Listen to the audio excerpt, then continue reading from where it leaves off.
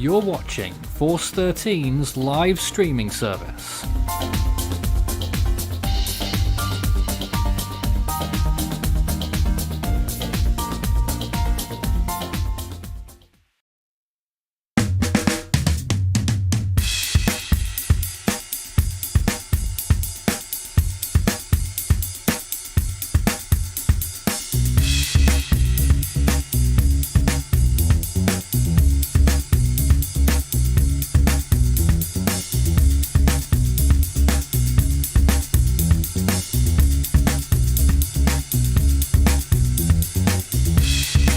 Hello and welcome to our live coverage, which continues on Hurricane Fiona, and a glance at Typhoon Namadol there on the left hand side of your screen.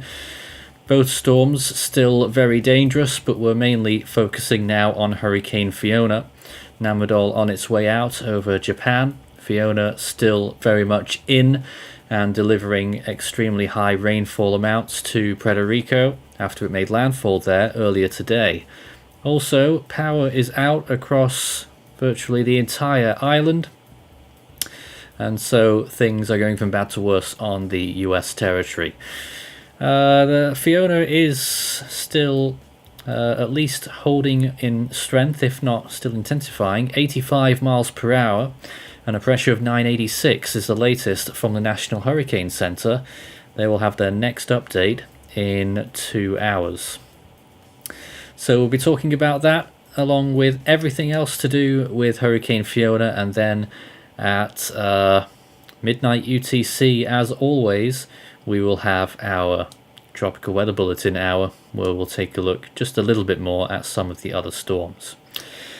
My name is Nathan Foy here in the studio, and that's an interesting looking camera angle, just seemed a little bit off. But anyway, let me introduce my team this hour. With us right now, we have Jose, David, Joey, and Gizmo. Hello to all of you tonight. Guten Tag. Hello. Hello.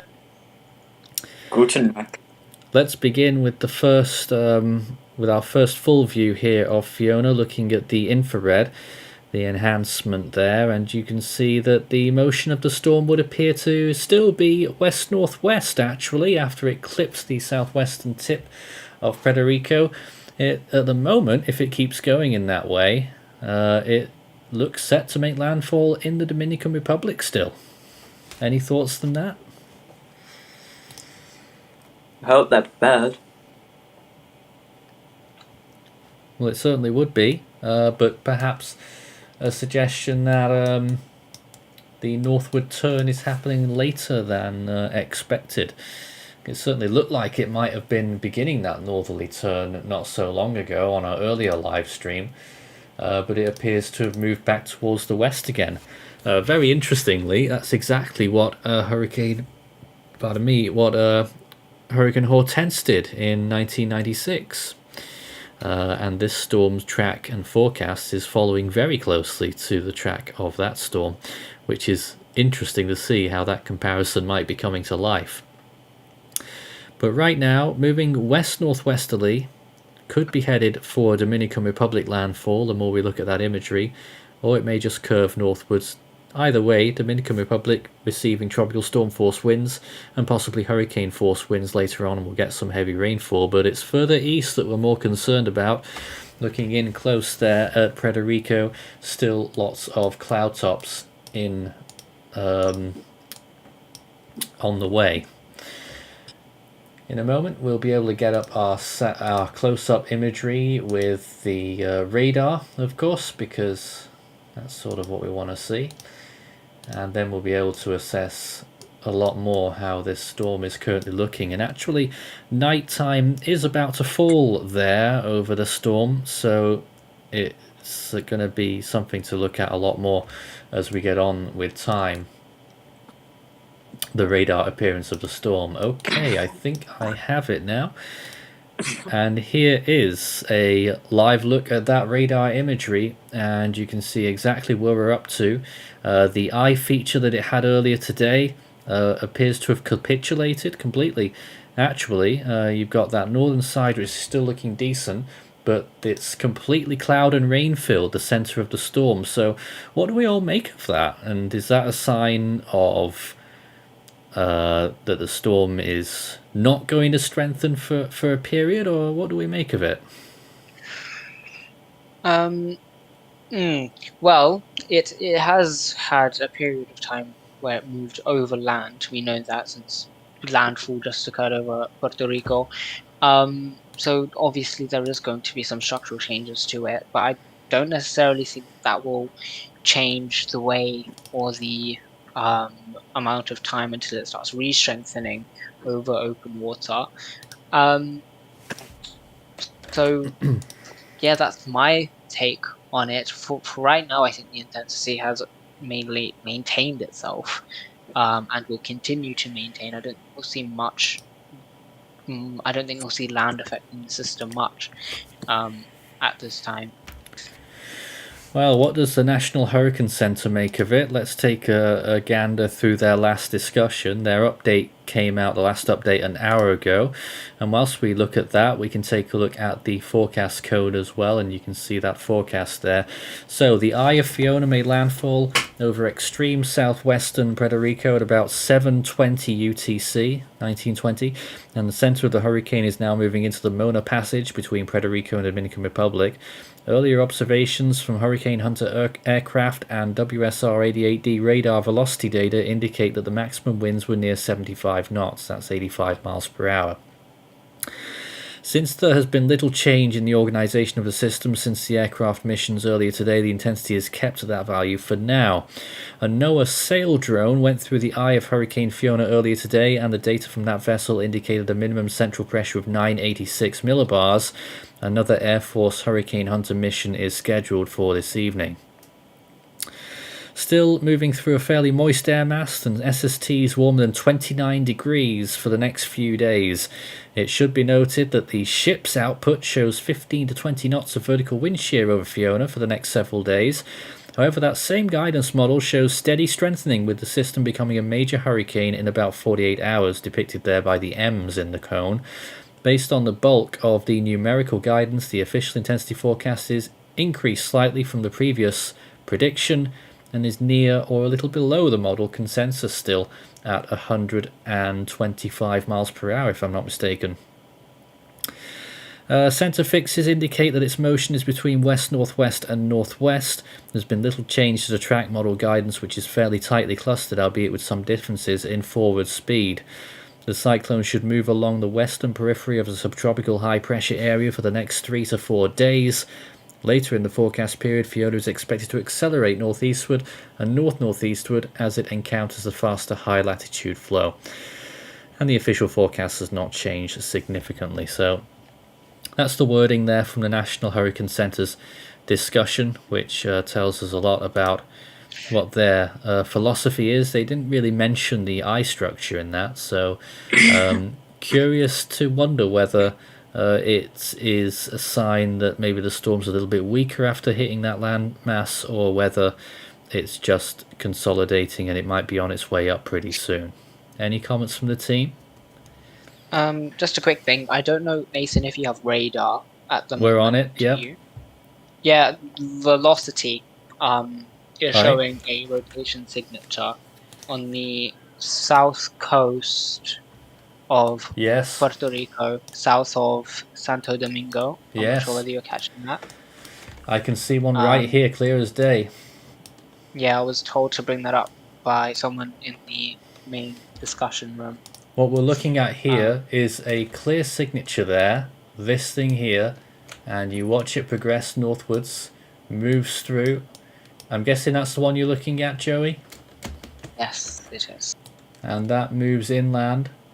So looks like, well, it's a pretty clear rotation, so certainly has the possibility to have been a tornado which occurred about 20 minutes ago and moved inland about 10 minutes ago and is still barely traceable here.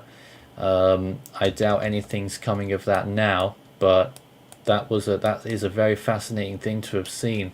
Let's just look elsewhere, and possibly maybe another signature trying to show up around here as well, very broad out there.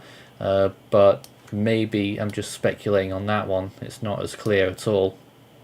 But yeah, definitely looking on all along the eastern side, now that the storm is moving that way, all that area should be watching out for potential tornadic storms. Fascinating to see that one that just moved inland there. Very clear.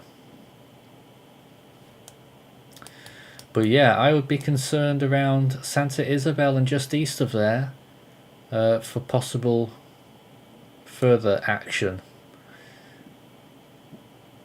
even though it's not very clear just yet. Thank you for pointing that out. Back to the reflectivity, and you can see it all occurring once again, and take a look at some of those red hues over the eastern part of Puerto Rico. These areas will have seen a very large amount of rain by now. As a matter of fact, we'll be able to check ourselves. Let me just get... oh, this is the right graphic actually. Look at all this black area. Now, it doesn't mean much to you yet, as you don't know what the values are, but the black begins at 5 inches. This is storm total rainfall. I dread to think what some of these values are. In fact, it stops at 10 inches. So some of these, it's anyone's guess, over 10 inches over a very large area here. 10 inches there, 10 inches there, 10 inches all around here, 9 to 10. Very close to 10 inches. And that is so far, that's just over the course of this afternoon.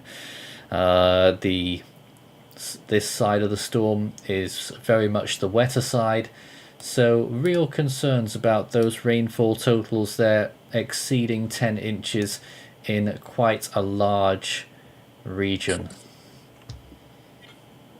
I just wonder if there's any other variations of that graphic that show more accurate amounts over 10 inches. Here's another looking dramatic. That tops out at 10 as well. Just check some more. That one showing a somewhat different story. Much lower values, interestingly.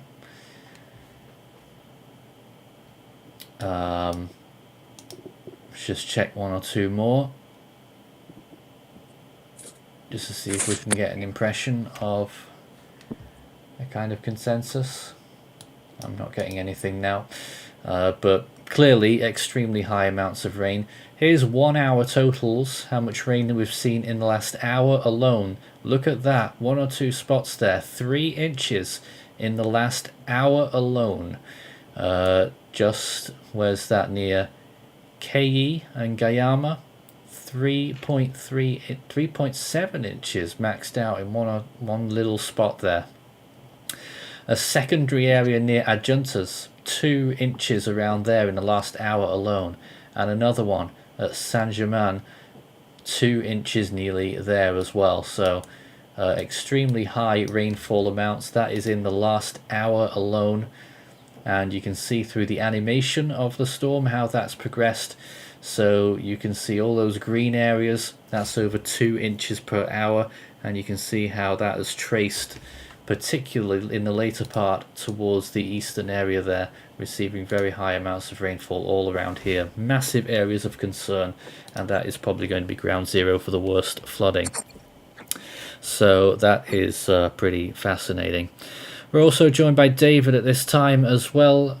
David Tones, hello there. Hi to the viewers, and another major system, and again no one can take their eyes off Fiona. I think I've got it right, and the Northern Hemisphere season is extremely hot at present, and I've been keeping an eye on the news, and I saw a video where a brand new steel structure bridge was came loose, and it's heading down the river, but landslides, looks like one house has gone down, but the rainfall factor, as Nathan has said, it's phenomenal. And we've got the La Nina and the rain, these systems that are generating the rain. People have to be prepared. People have to notify, keep informed of the latest news.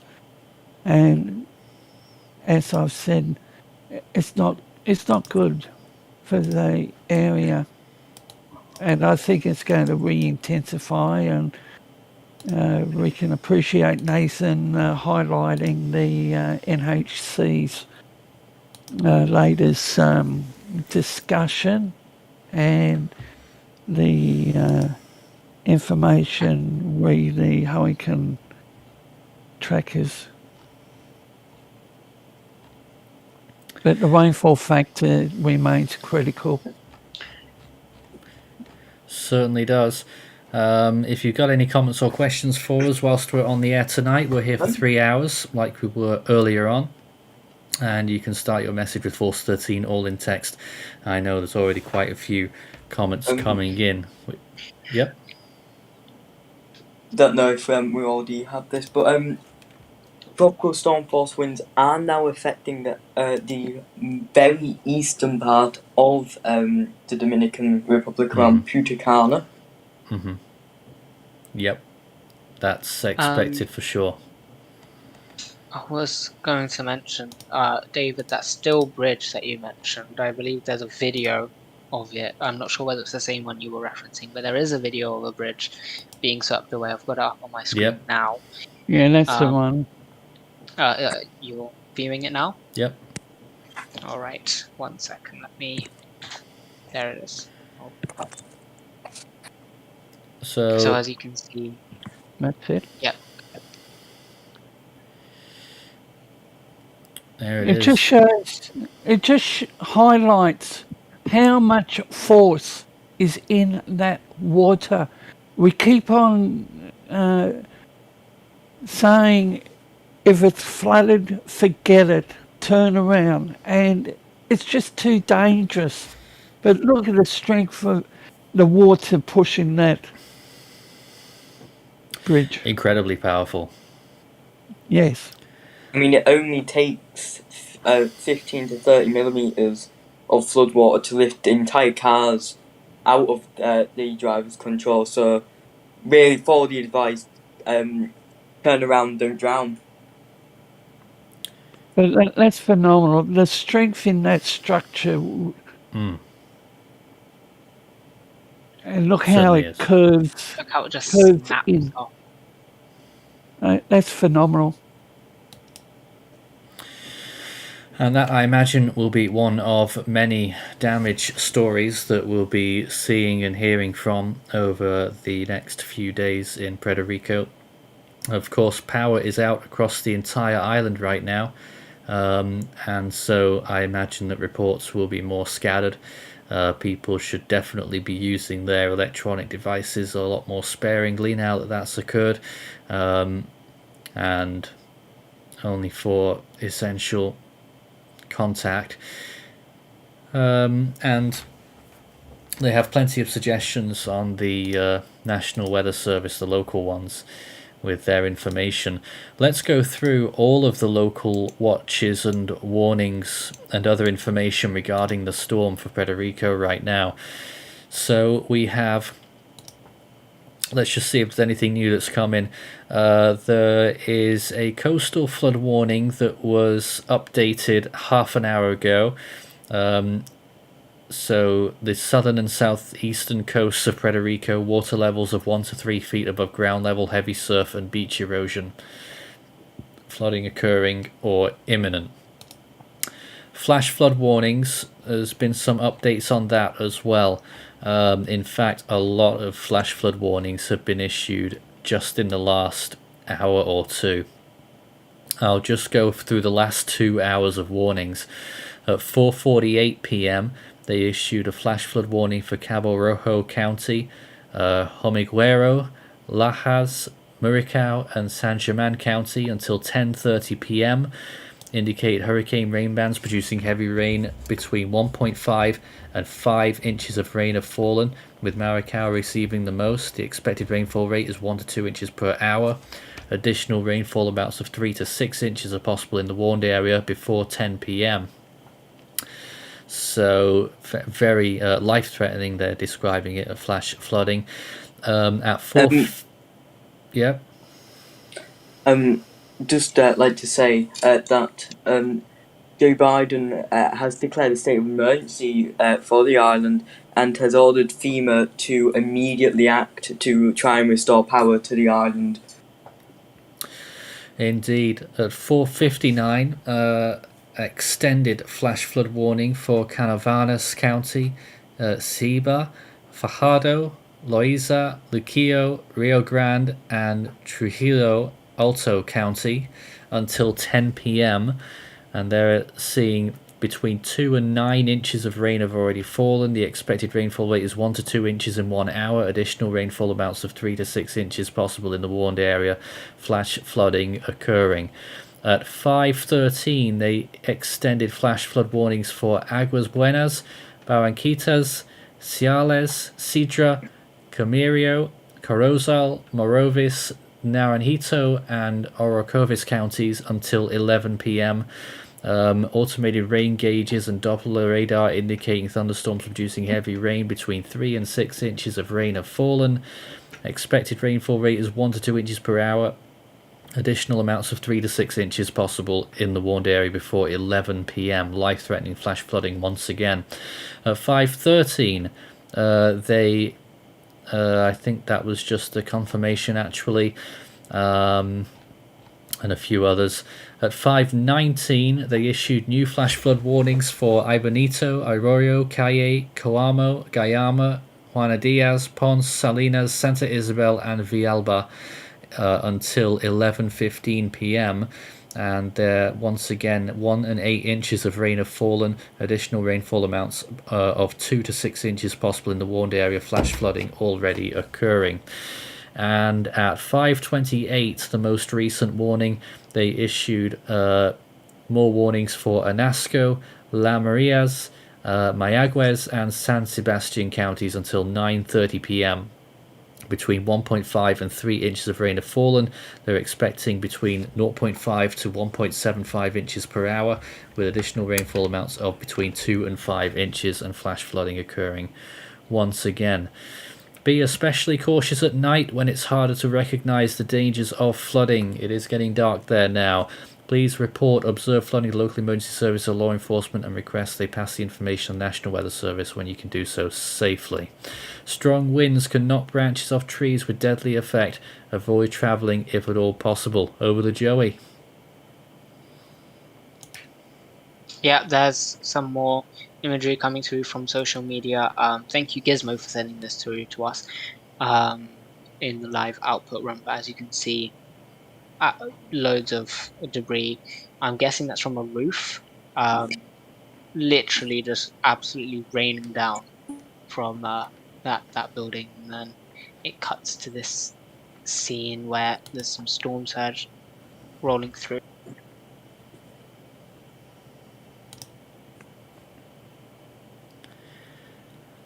Catastrophic flooding occurring across Puerto Rico right now is the headline on the hurricane local statement that was issued at 5:06 p.m.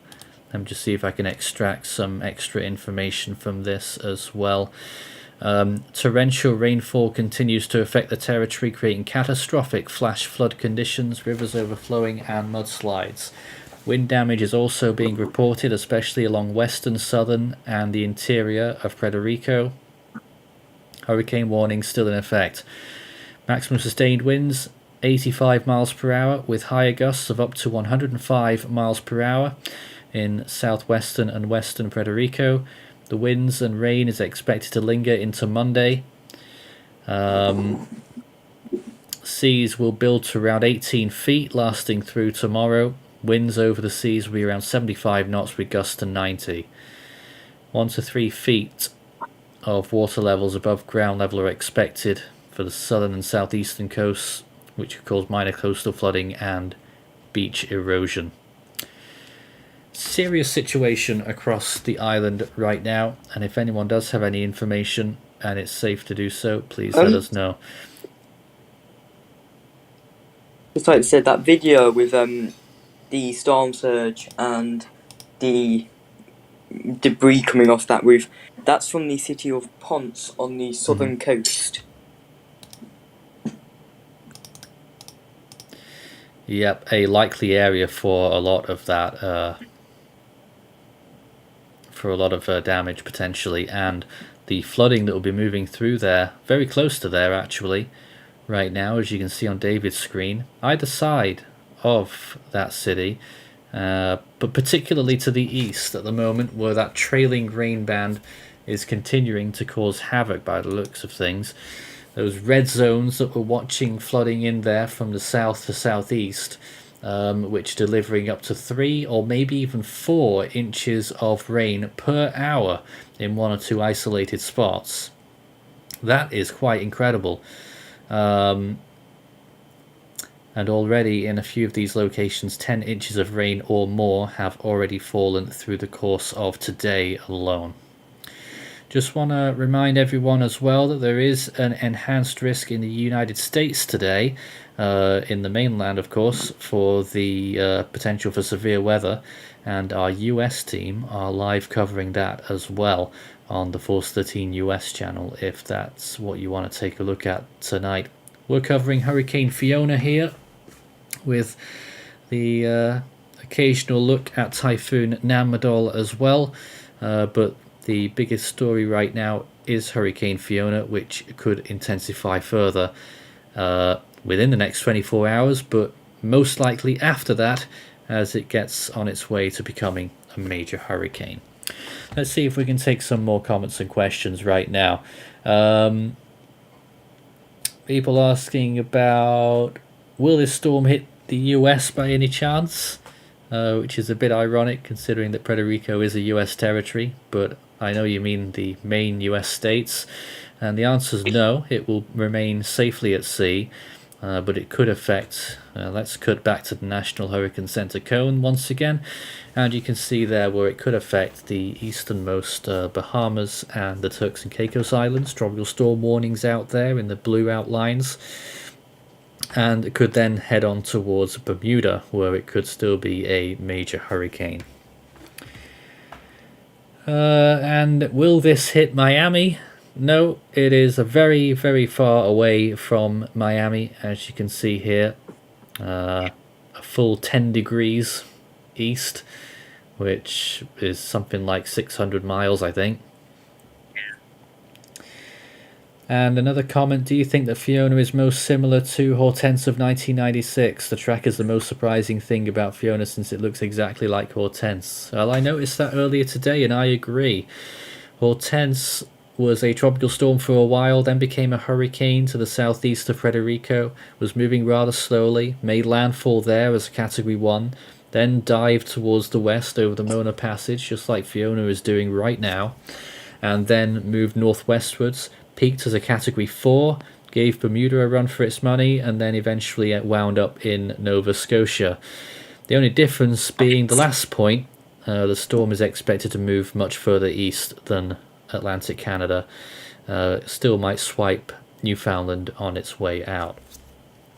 So yes, extremely similar to Hurricane Hortense, by far the best analogue, and the second best analogue is quite some way behind. That would be Hurricane Irene in 2011, and that's quite some distance out because that obviously did strike the United States and this will not. Would Bermuda get heavy rain from Hurricane Fiona? Well, rain is never as much of an issue for Bermuda. Usually storms that go by there are going much faster, and it's no different for Fiona either.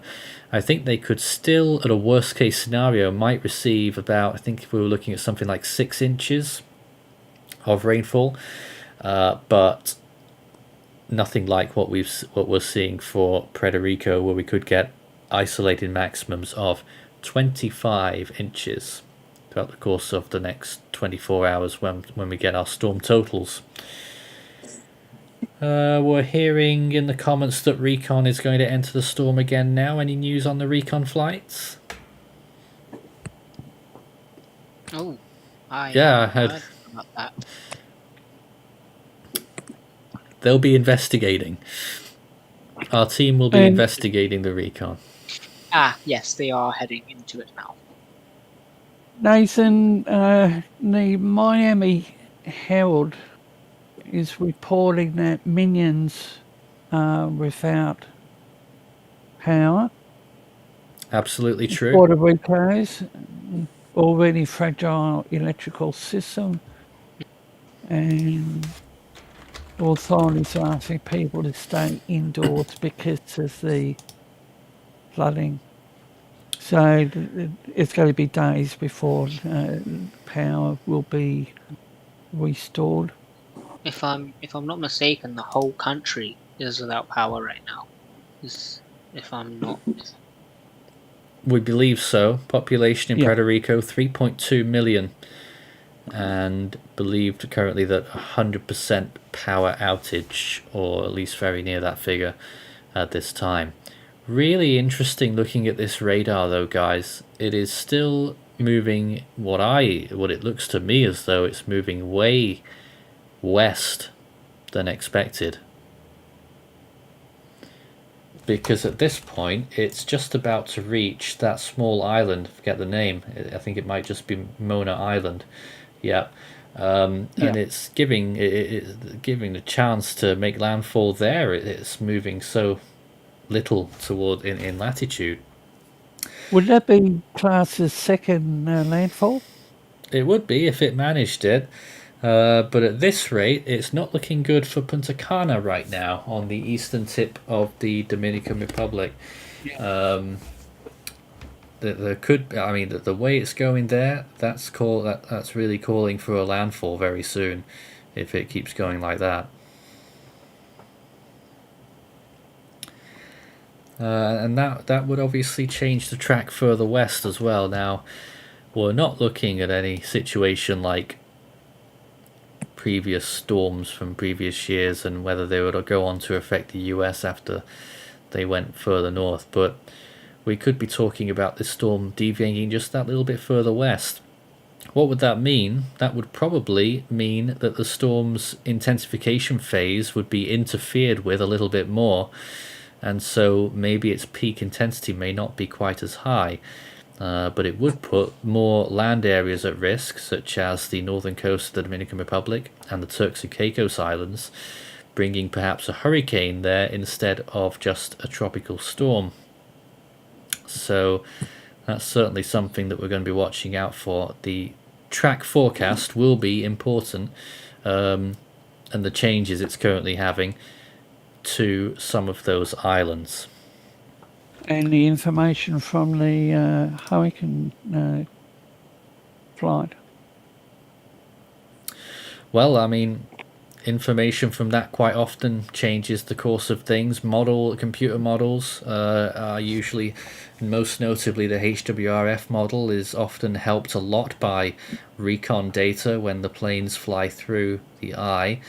So we might get a better indication then as well. Comments here, Christopher says the eye looks like it's really tightening up with strong thunderstorms. As a sign it's intensifying. The water heat content is almost 90 degrees over there. I imagine it is. It's very, very warm in that area. I imagine it is over 30 degrees Celsius, which is 86 degrees Fahrenheit. Whether the eye is tightening, it's hard to tell looking at this latest imagery. It is getting a little bit further away from the radar site as well, so the western side doesn't have particularly very good fidelity there. The eastern side is where we can see things a little bit better. But it just looks to me really as though it's holding. I don't know whether David concurs or whether you've got a different opinion from what you're seeing on yours. With the eastern part, but I'm just looking to the north of the island. I think the eye is tightening in. and I won't say an eyewall replacement. I'm not qualified, but I'm just looking at the radar, and it's still looking good. And as Nathan has mentioned about the Dominican Republic, the next lot of official information will perhaps show something different. But Nathan, what was the direction of the hurricane after it made the landfall? Were they expecting it to move west-northwest or northwest? Fiona? Yeah. Well, they're expecting very gradual movement curve towards the north eventually. So the last NHC forecast called for it to brush the southwest Puerto Rico and then to miss the coast of the Dominican Republic by maybe a dozen or 2 miles. So at the current rate, though, it is on course for a landfall in Dominican Republic. It's got to change quite a bit if it's going to end up missing. You can see that when you look at the radar.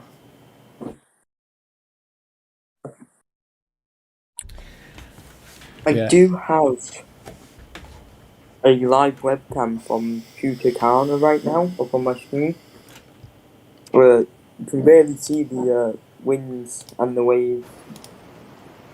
Just trying to cut to this now. Well, we can hear it. We can hear it in the background there. The current scene from Punta Cana. Nathan,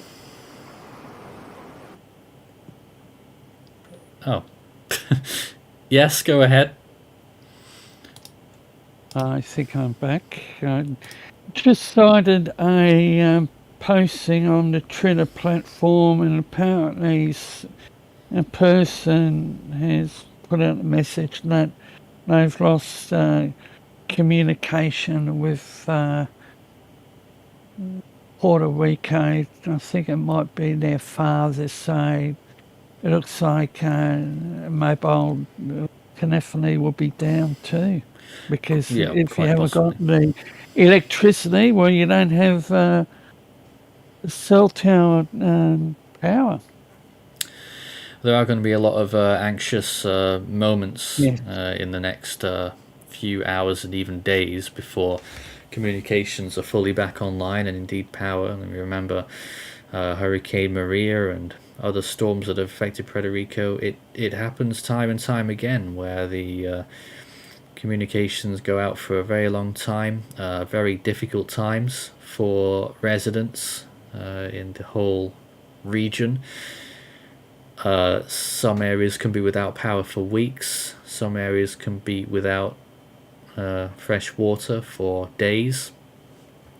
And so they can be very testing and difficult conditions in the aftermath of a hurricane. And quite often, because these hurricanes bring in so much of the moisture around it with its energy, usually there end up being a hurricane passes through can be stifling hot in terms of weather, so which just makes the whole thing a whole lot more miserable. And the other item that I'm thinking about is the steering mechanism for Fiona and the placement of the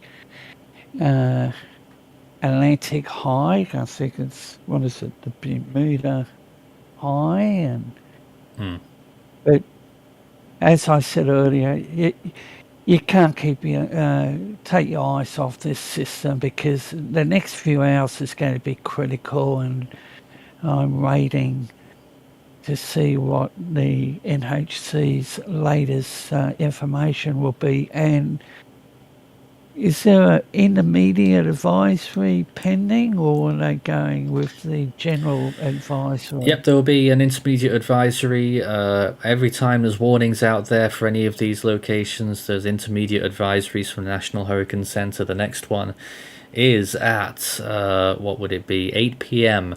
Atlantic Standard Time for Puerto Rico, where they won't update the forecast cone, but they will potentially update the storm's current intensity and potentially updates in the warnings. So that's something we'll be waiting out for here. That's in just over 1 hour we'll get that information. Now, I just want to cut back to some of the radar imagery that we've been looking at, and you can take a look here on some velocity. No clear tornadic threats that have been coming through, but very unsettled. You can see all of these different shades in the color here, all around this area. Very unstable area, and what you look out for is something like what we saw earlier. Is it that visible there? I think that's gone now. Oh, there it is. We're looking for something like this, a little signature there that suggests that there could be a tornado that's affecting the area. Now, we saw that one earlier that was about 1:45 up until the start of the hour, about just nearly an hour ago now. Possible tornado signature that ended up moving through Puerto Rico, and we're still on the lookout for potentially some more. Looks like maybe something tried to happen there but didn't, so we're still monitoring that very closely, as well as the incessant rainfall.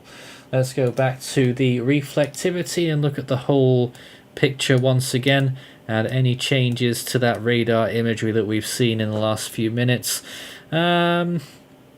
Not a huge amount, I don't think, but we are seeing clearly the storm at least on a westward jog, and that could well be a landfall for the island, the Mona Island, shortly if it keeps going to that trajectory, and it's really not moving north in a hurry, so that adds a little bit more, certainly makes it a little bit more unusual that it is shifting west quite a bit right now, and that is dragging all of that really torrential rainfall up to 3 or maybe even 4 inches per hour rain rates in isolated locations that may be occurring under those red zones in the central part of Puerto Rico.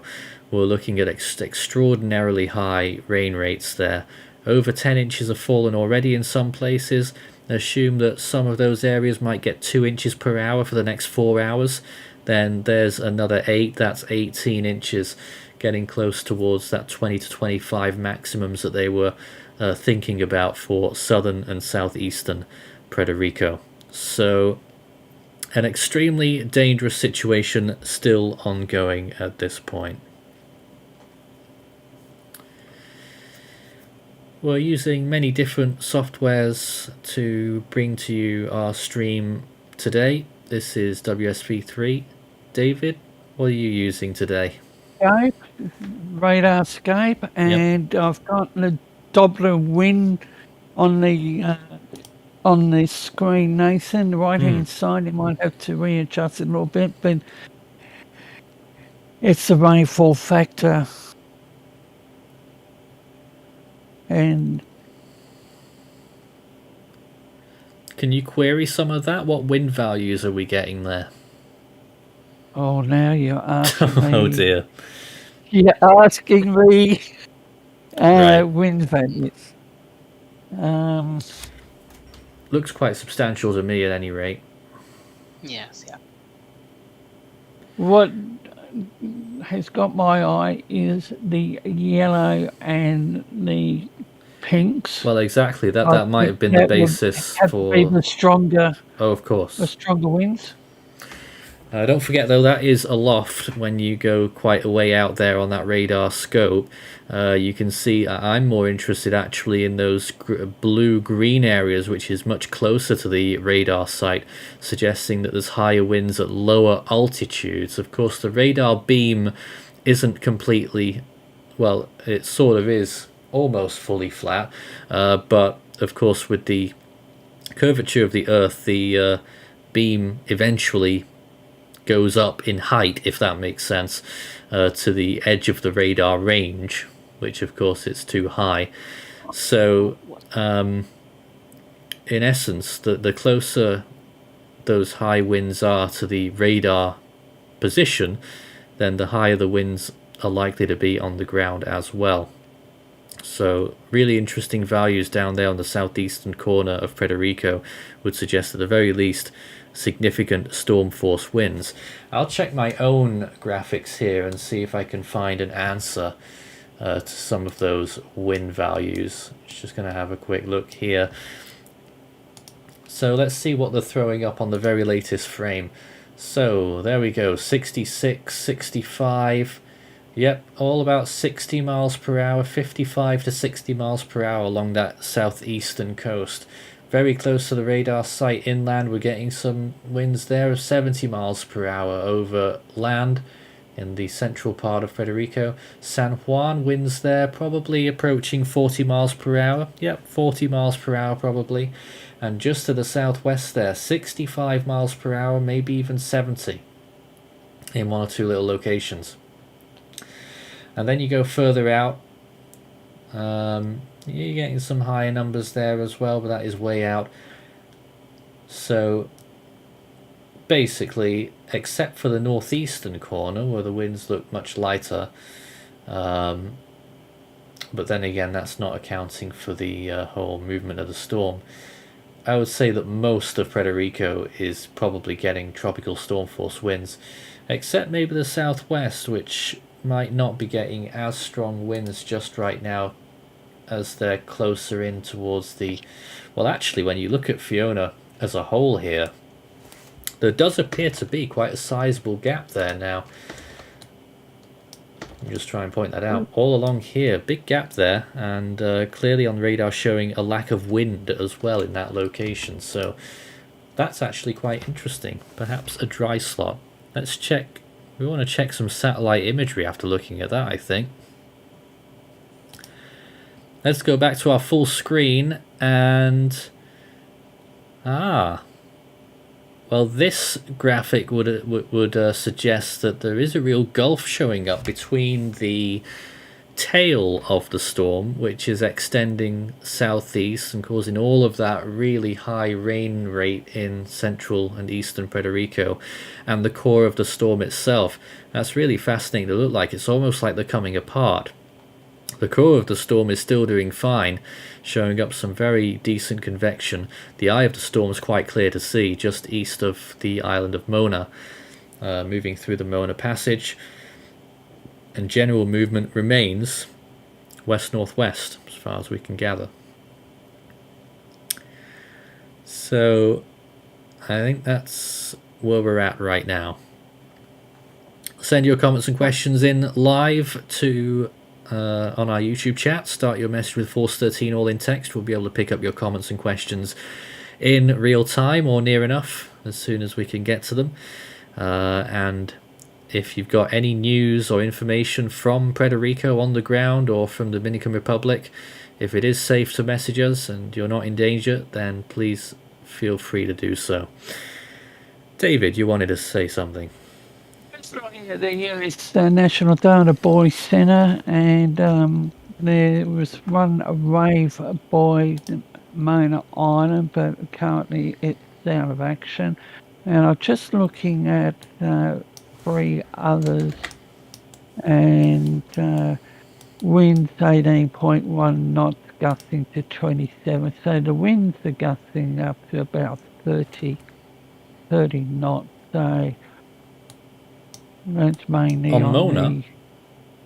No, to the east. Well, they may well be in the eye. Very nearly. And water temperature 82.8 Fahrenheit. Yes. I would like to apologise for my sudden absence a few minutes ago. That's okay. Let's see what Joey's showing us. I think it's actually the same thing that you were showing us before, Gizmo. Joey, Yep. tell us more about Yeah, what's going on there. Yeah, pulled it up on my Okay. screen because Gizmo had to Conditions take look to have leave. worsened. Yes, that's what I was noticing. Waves, you can see them a little at the back there. They have started crashing into the coast, but it has turned out to be windier in the last couple of minutes. Rain has intensified quite a bit more. And if you're wondering why the camera's now all grayed out, it's because it has gone into night vision mode, which I wouldn't have liked, but we move forward. But yes, that is the view in Punta Cana in the Dominican Republic. You can see it on the mini map there. It's that easternmost point of the Dominican Republic in that area. If Fiona keeps moving towards the west, could see some very, very strong.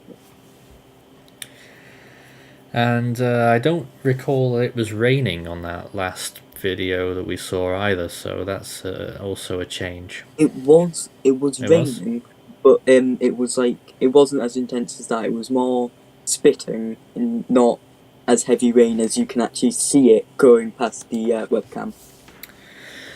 Let's look at latest radar once again, and we pore over this imagery all the time. I mean, we get a new frame every, I think it's 5 minutes or so, or 6 minutes, and it's quite clear to see on this radar return that the eye of the storm is about to pass over directly Mona Island, and I find that quite astonishing, actually. It's not even at the same latitude as Mayaguez, which is almost halfway up Puerto Rico on the west coast.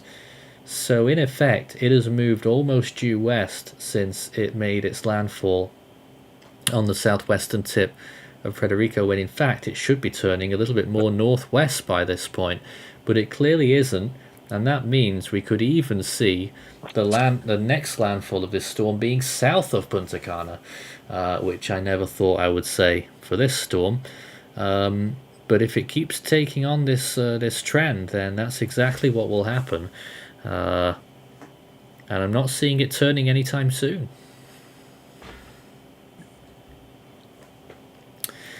Now, people asking about recon information as well. Is anyone staying on top of that? We want the info when it comes in. Not myself. Any of you two? I don't have it up, but I can try and find it. We need to get that data when it comes in. I imagine they're somewhere near the storm, as they should be most of the time. They're always very committed to running missions into these storms, sometimes at all hours when it's a real situation. I know they were talking about getting a mission in there this evening.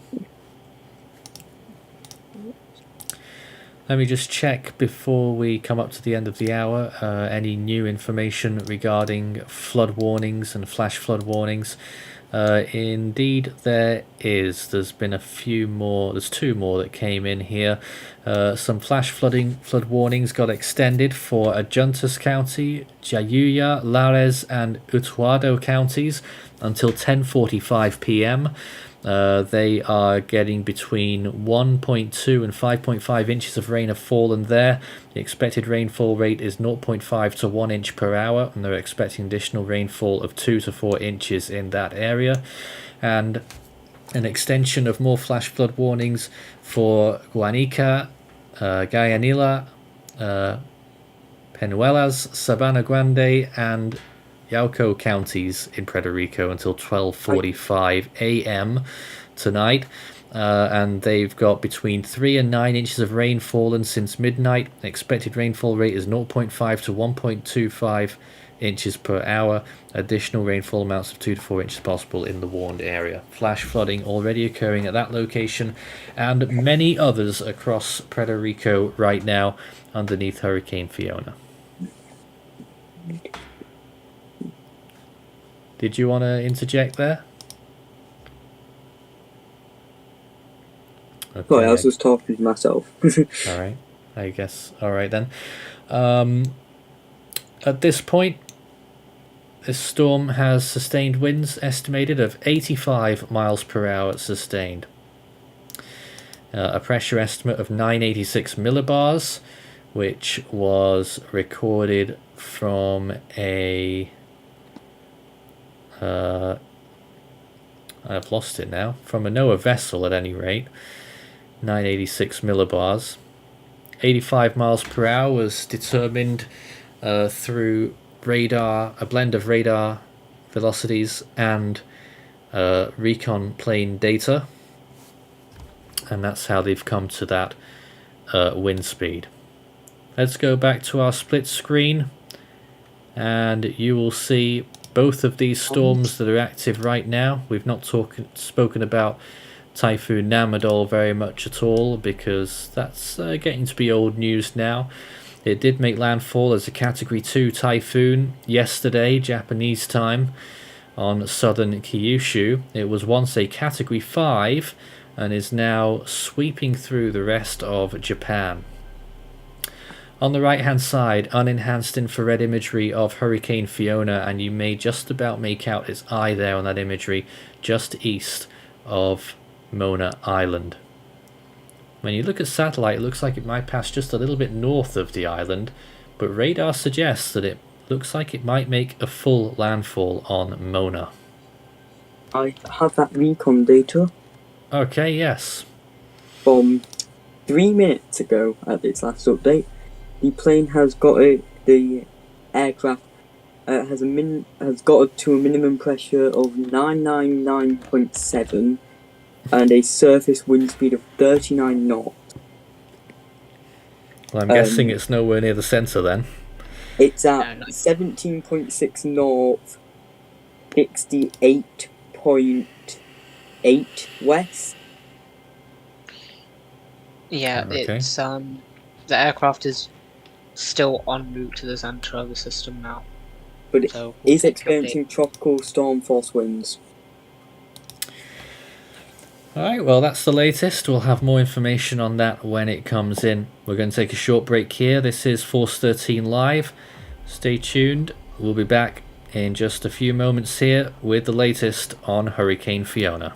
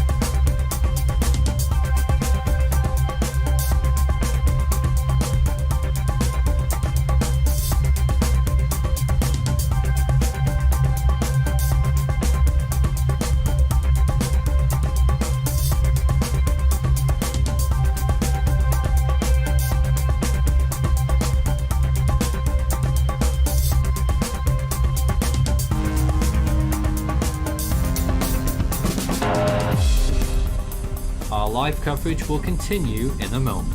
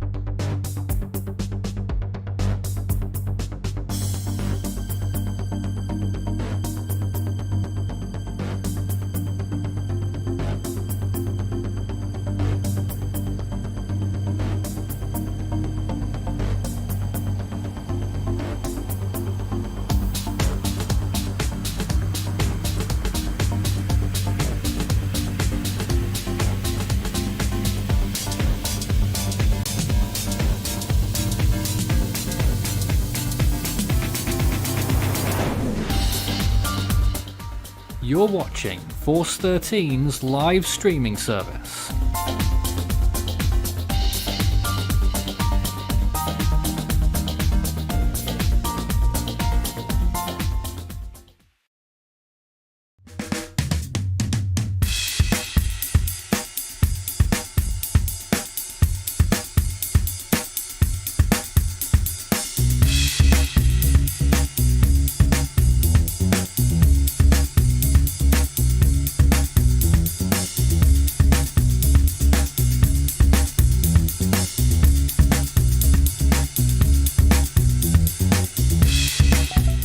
Live coverage continues on Hurricane Fiona, with a little side glance at Typhoon Namadol, both of which appear to be causing very severe conditions in their respective areas of impact. Namadol making landfall in Japan yesterday, Hurricane Fiona making landfall in southwestern Puerto Rico just a few hours ago, and still delivering in some areas over 3 inches of rain per hour in 1 or 2 spots in central Puerto Rico. There are major flooding issues right now. In the last hour we saw probably a steel bridge, I think, being just snapped in half by a raging river, and scenes like that are being seen probably all across Puerto Rico with those extremely high amounts of rain and strong winds, where we've seen slates, tiles off roofs flying around, and of course projectiles can be an extremely dangerous part of hurricane impacts. However, probably the biggest impact from Hurricane Fiona, which will take most of our attention on this stream, will be the flooding and landslides and everything else associated with that. Right now you can see its current position is still moving mostly westwards, very close to the Mona Island, which is in between Puerto Rico and the Dominican Republic, but further south than at least I expected, and it would have to turn quite a bit northeasterly to avoid making landfall, northwesterly to avoid making landfall in the Dominican Republic. My name's Nathan Foy here in the studio once again with our latest coverage, heading things up tonight, and we have our live team in this hour. We've got David, Joey and Gizmo. Let's go to Joey, who is currently showing us imagery from Punta Cana, and it seems to be getting a little bit worse. Yeah, rainfall rates have picked up, winds have gotten a bit stronger, and all to do with Fiona at the moment. Probably getting some outer bands from the system at this moment in time, and conditions will continue to get worse as Fiona continues to make its jog westwards. Weren't expecting it to continue moving this far west, but this area could be getting some very, very strong winds if it decides, if the system continues to move that ever bit more west. Not much that you can see when it comes to the waves in the background, but this is facing the coastline. This is facing the eastern coastline, so facing the system directly. So if the system does move through, you will be able to. There would be surge coming through, but due to it being nighttime and the quality of the camera at night, you aren't able to see that at the moment. But before it switched to this night vision mode, we could see those waves coming onshore and toppling over. So that is most likely to get worse. The angle of the rain is going everywhere, suggesting that there are some stronger winds occurring now. Yeah, it does seem like that. And of course you can see the trees there being blown about quite a bit. I'll still suggest that the winds aren't that strong at that location, but it is drawing closer, and you will really start to feel it over there in the Dominican Republic soon. Let's go back to our radar shot, and this is a very wide shot showing everything relating to the storm, and it's really getting a hook kind of appearance there, and the center of the storm quite clear to see where that is, but a big gap opening up in the middle area, which is currently situated over the western part of Puerto Rico, and really showing itself to be more of a pronounced gap in the satellite imagery, which is an interesting thing to be noting. But in the meantime, not very helpful, as all of these red zones are trailing in one part after another part after another part all along that area as this storm continues to swivel round, and we expect that that will continue to cause major problems to this region here, which has already received in some areas well over 10 inches of rain so far. Could be expecting another 10 inches of rain in the next 12 to 24 hours. Major Nathan, problems. Yep. What? Just thinking of the wind field, do we know how wide the system is? Looking at the radar, I'm just wondering how far out the winds are going. But the rain bands are impressive and still on that westward jolt. Alright, well here is the National Hurricane Centre's forecast wind radius. So this might tell you something, David. That outermost, just concentrate on the first blob, the first set of blobs, and you'll see on the outermost one, the sort of bluish coloured one, that is the tropical storm force wind field by the time we get to early hours of the morning local time. And you'll see that it encases most of Puerto Rico. Those tropical storm force winds will envelope the whole island, that's for sure. And the hurricane force winds in the pink shape is much... Looking at your radar, what is the black? What does it represent? Black? I'm not seeing any black. Not seeing any black. The black outlines? No, so I'm looking at the stream and I'm just looking at your radar software. I think dark red or black. Anyway. Oh, the little dots. Those are just markers showing thunderstorm activity, really. I did want to also show the... let's just get to the velocity again. And just want to point out those areas that we were just looking at there. Those are the possible zones for tornadic activity that we're still watching out for. Lots of unsettled patterns there, you can see by the colours. I have recon. More recon data? Yep. So it experienced at current its lowest pressure of 985 millibars exactly. It's now experiencing a lot. Well, not a lot. Oh wait, sorry, I read it wrong. No, experienced its lowest of 981.4 millibars, and is heading further into the storm, I believe. It's not that clear. And they're having wind levels. Oh, that hasn't updated. Never mind.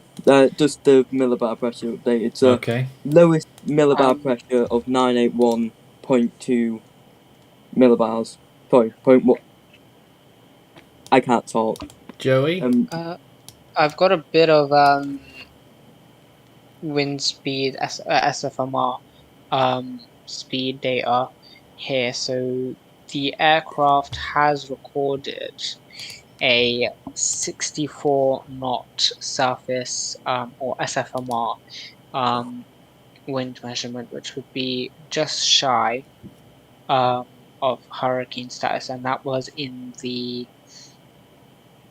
I think that was in the southwestern quadrant, just south of Mona Island, and they still have to investigate the rest of the storm.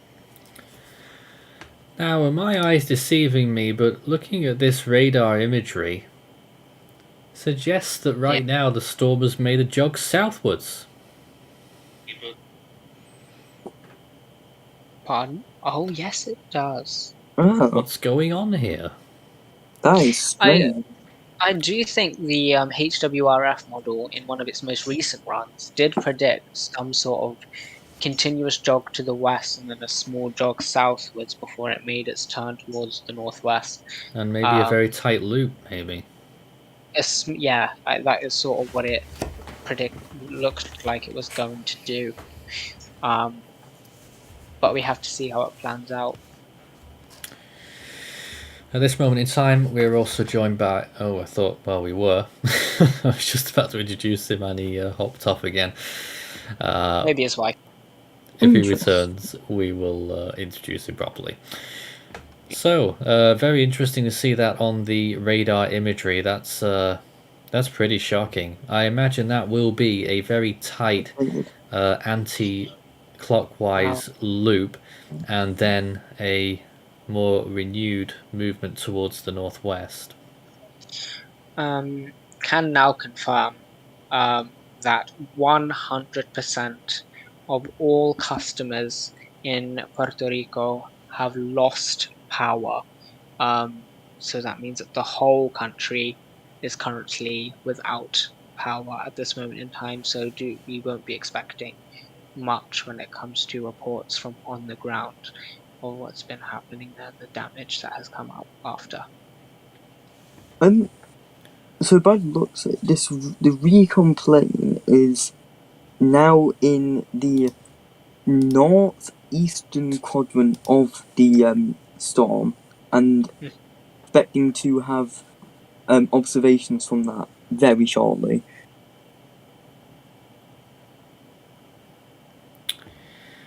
Looking at that imagery there, Joey, once again.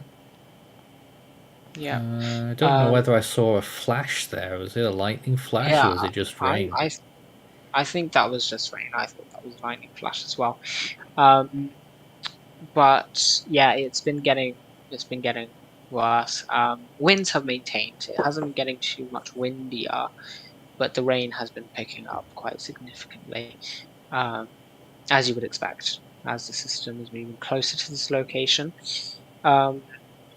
On the ground report from someone at this exact location as well, Josh Morganman, who I think many people in the weather community are very knowledgeable of and fond of, has said that it is getting extremely windy in Punta Cana in the Dominican Republic. And according to him, he believes that radar is telling him to head towards the south, because he believes that some of the worst impacts would be south of Punta Cana in the Dominican Republic. Just wanted your opinion on that. Well, I mentioned as much not so long ago that its current motion, it is going to make landfall south of Punta Cana, unless there might be some unforeseen circumstances if this is doing a little bit of a tight loop, and it may end up going more northwest after this. Tough call. It's going to be a tough call. I have more recon. Yep. More info? The recon plane went through the worst of the storm, and pressure is increasing. It's now, you can actually see if you look on the map, the kind of peninsula north of Maguez, and Right. it's recording pressure of above 1,000. Winds have lowered to 19 to 20 kT. So the plane has left the worst of it, with a minimum pressure at its lowest of around 985 millibars, with winds of just under hurricane strength force. A somewhat inevitable question here. Have the global models been underestimating the strength of the ridging, and could Fiona possibly end up due south of Hispaniola? That would be terrible, and it would completely start up Laura chat, won't it? I mean, if its current trend, like if you just ignored like what it was meant to do, ignore all that. If you just looked at its current trend, you could definitely say that it does look like it's heading southwest, and is looking like it will go south of the island of Mona in the Caribbean. However, at the same time, as Joey said earlier, there were models most recently that did say it would head a bit south, head a bit west, before trending back up north. And it is rare. They're not impossible. There have been several occasions, but it is rare for it to, like, for these models and for the National Hurricane Centre and for all these agencies to get a forecast as wrong as the storm heading directly away from where it's forecasted to go. Not impossible, but it's very rare. So saying that they've been underestimating the strength of the ridging, maybe in earlier runs, quite possibly, but in most recent runs, I think they are counting it in, and it probably will start heading due north soon. Although, if it is completely wrong and the west-northwestward movement continues uninterrupted, the storm would get absolutely shredded by the mountains of Hispaniola for an extended period of time, and there may be no storm left on the other side. Yes. Nathan, I just want to cut in an apology to everyone. The National Weather Service has issued a tornado watch for Illinois, Iowa, and Missouri. Yep, well, our US team are covering that event right now on the Force 13 US channel. Search it up if you want to check out the latest on tonight's enhanced risk across the northern central United States. They need some support. They do. Would also just like to mention on that point of, if it did just continue heading west and get shredded by the mountains of Hispaniola, the eastern part of the Dominican Republic are not as inhabited as areas that Fiona would affect if it hadn't been, if it just followed its track. Its easternmost states do only have around 100,000 people compared to other islands which have lower populations, however at this time would have a lot of tourism there. Though either way, even if it does get shredded by Hispaniola, or if it does continue following its track, heading north and affecting the Turks and Caicos Islands, and even onwards, possibly towards Bermuda, in both situations there are still a lot of people who would be affected by this, and already up to 3 million people who have already been affected by this.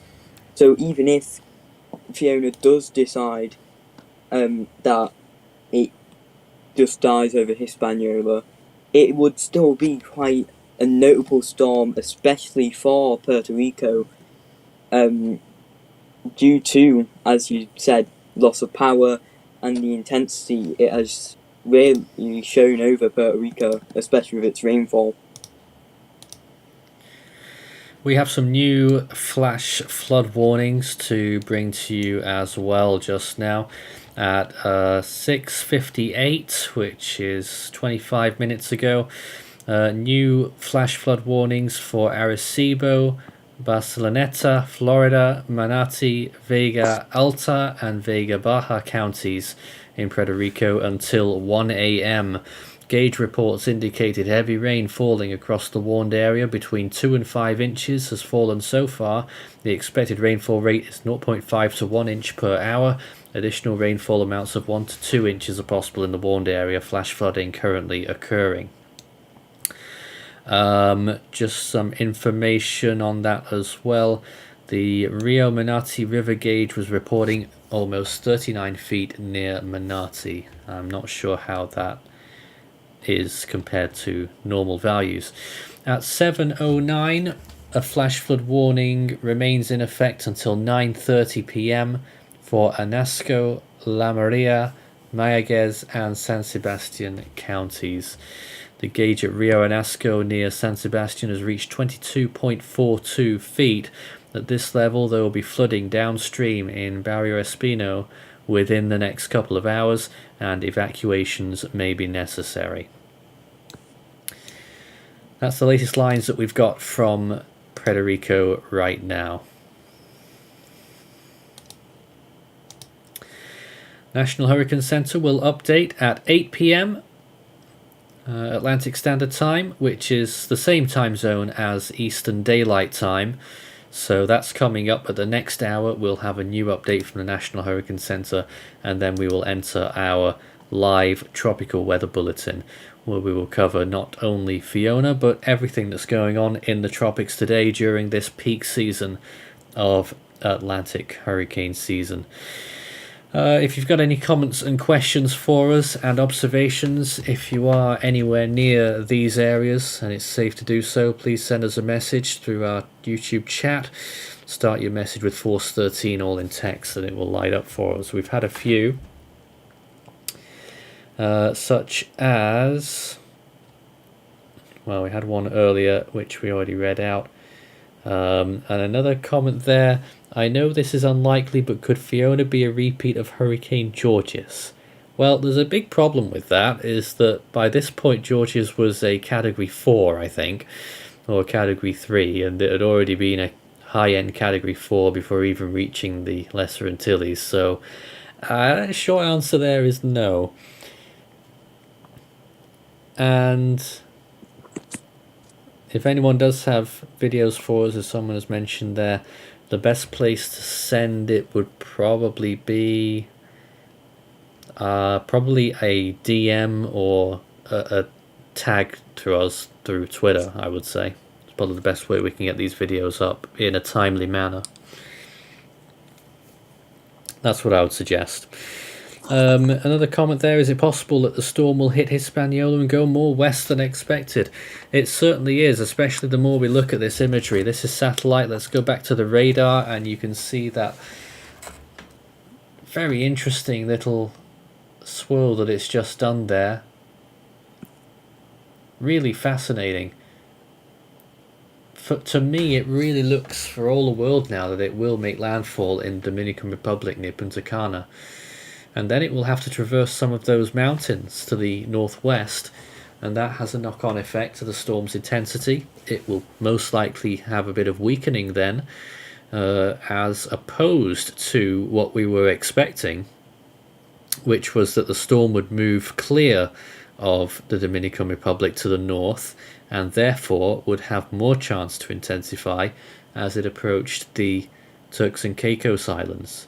It also meant that it would move further east of the Turks and Caicos, so it would be stronger, but it would be further away from land.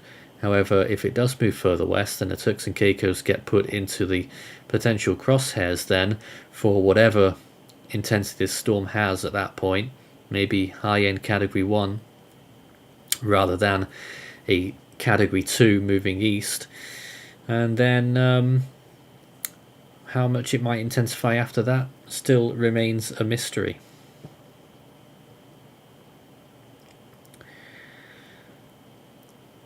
So a really interesting oh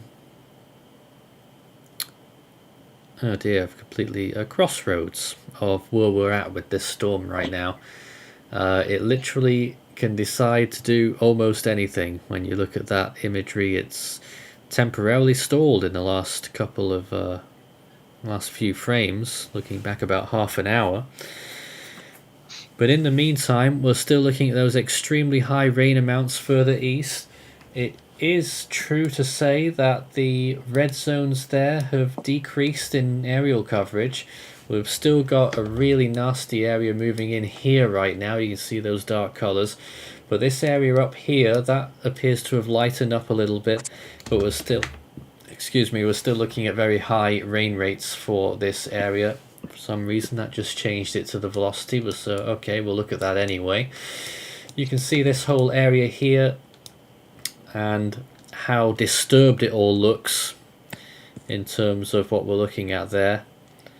Certainly potential to breed some possible tornadic activity.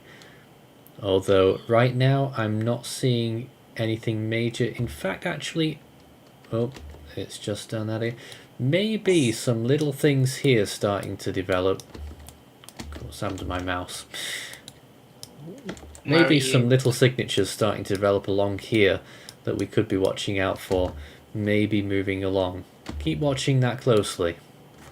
Will do. Would just like to mention some recon information that we've been given. So the hurricane hunters have dropped a drop zone into the southwest eyewall, and what those basically are these massive instruments which go down into the storm and they splash down and take pressure measurements, and that should be able to give us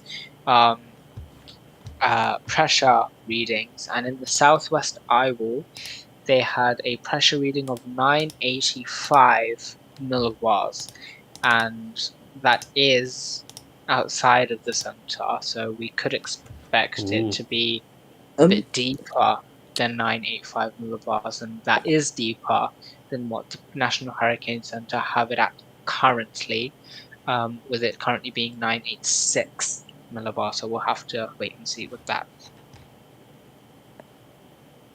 Obviously, I don't want to overshadow this, but apparently, some recon's data is showing as low as 980 millibars near the island of Mona. According to what, sorry? According to the recon data I have up, it has showed a millibar pressure of 981.4 millibars near the Isle of Mona. We heard that earlier. I don't have access to the data myself, so I'm not sure whether that is legitimate or whether that's an extrapolation or something. I'll try and send you the raw data. David, anything you'd like to mention right now as you're looking at your own radar viewer? Nathan, I was just wondering if there's any models indicating a westward track, and it's a matter of timing whether it's going to continue tracking west or start to veer to the northwest. But the Dominican Republic, the coastal region, the next NHC advisory will show whether it comes into the warning area. All right, this is interesting. The new 18Z GFS model run has come out and is suggesting that the storm is going to do a little stall, actually, just close to where it is right now. So if I were to draw a little track here, so current position being around here at midnight UTC, which is coming up very quickly when you look at the clock down the bottom left corner there, that's the universal time. In 6 hours from that point, the storm ends up being literally here. So let's draw that line, 6 hours there, and that is to the south of Punta Cana, north of Isla Sayona, and 6 hours later the GFS puts the storm center up here. So that is a really fascinating track that would be a very odd progression. That's what the GFS is suggesting now, and then 6 hours after that, which is tomorrow afternoon, ends up going there, and another 6 hour period it continues to move well offshore and up that way. So very fascinating projection there from the GFS, which may well end up being true. And if we were to extrapolate that track a little bit more to make it a little bit more certain, I would suggest it might do a little bit of a loop there a very quick and tight one, and then up here and then through there. So very interesting finding from the GFS there. Let me see if any other models have their own theories. Only the Icon has 18Z as well yet, and they are suggesting a much more straightforward approach of the storm. Oh, just pressed the wrong button. They are suggesting a much more straightforward approach of the storm, which is currently there, and just hobbling along the coast and just continuing up that way. That's what the Icon suggests. Interestingly, the Icon has the storm going much further towards the west on their latest forecast, pretty much making landfall in the Turks and Caicos Islands now, which is also a big development. And GFS has it not quite a landfall, but about 50 miles offshore. So fascinating change there on that GFS 18Z run, which has certainly fascinated me there, suggesting some pretty interesting action along the coast of the Dominican Republic.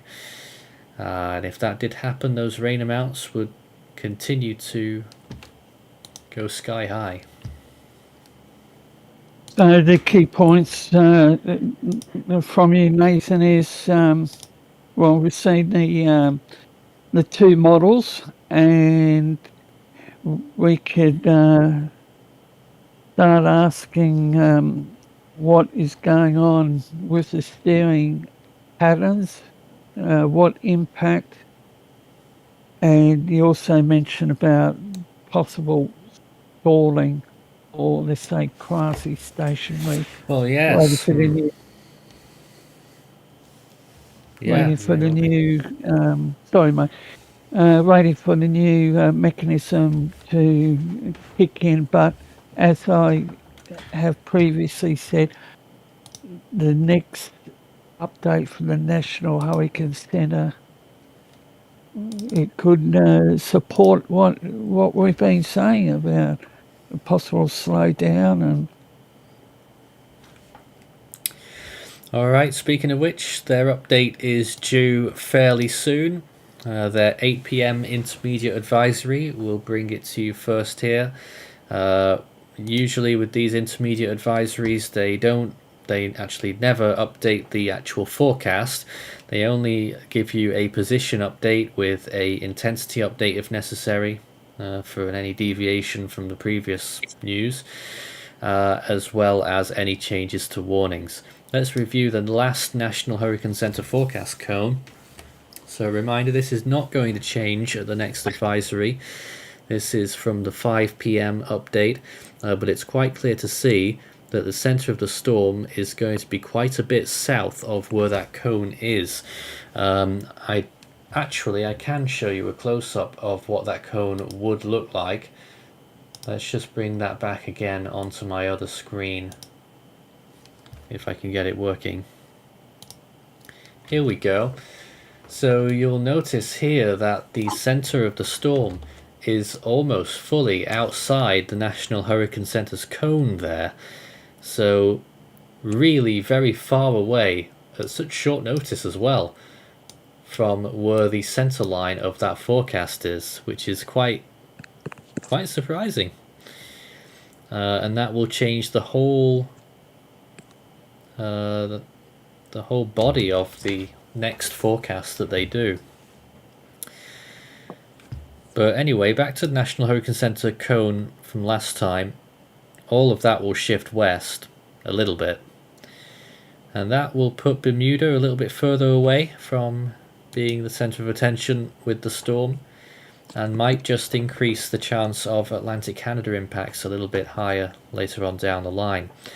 Dominican Republic, I think, will definitely get hurricane winds at this point, and the storm Fiona should still become a major hurricane, even if it did make landfall and stayed inland for a little bit over the Dominican Republic before moving back off northwards.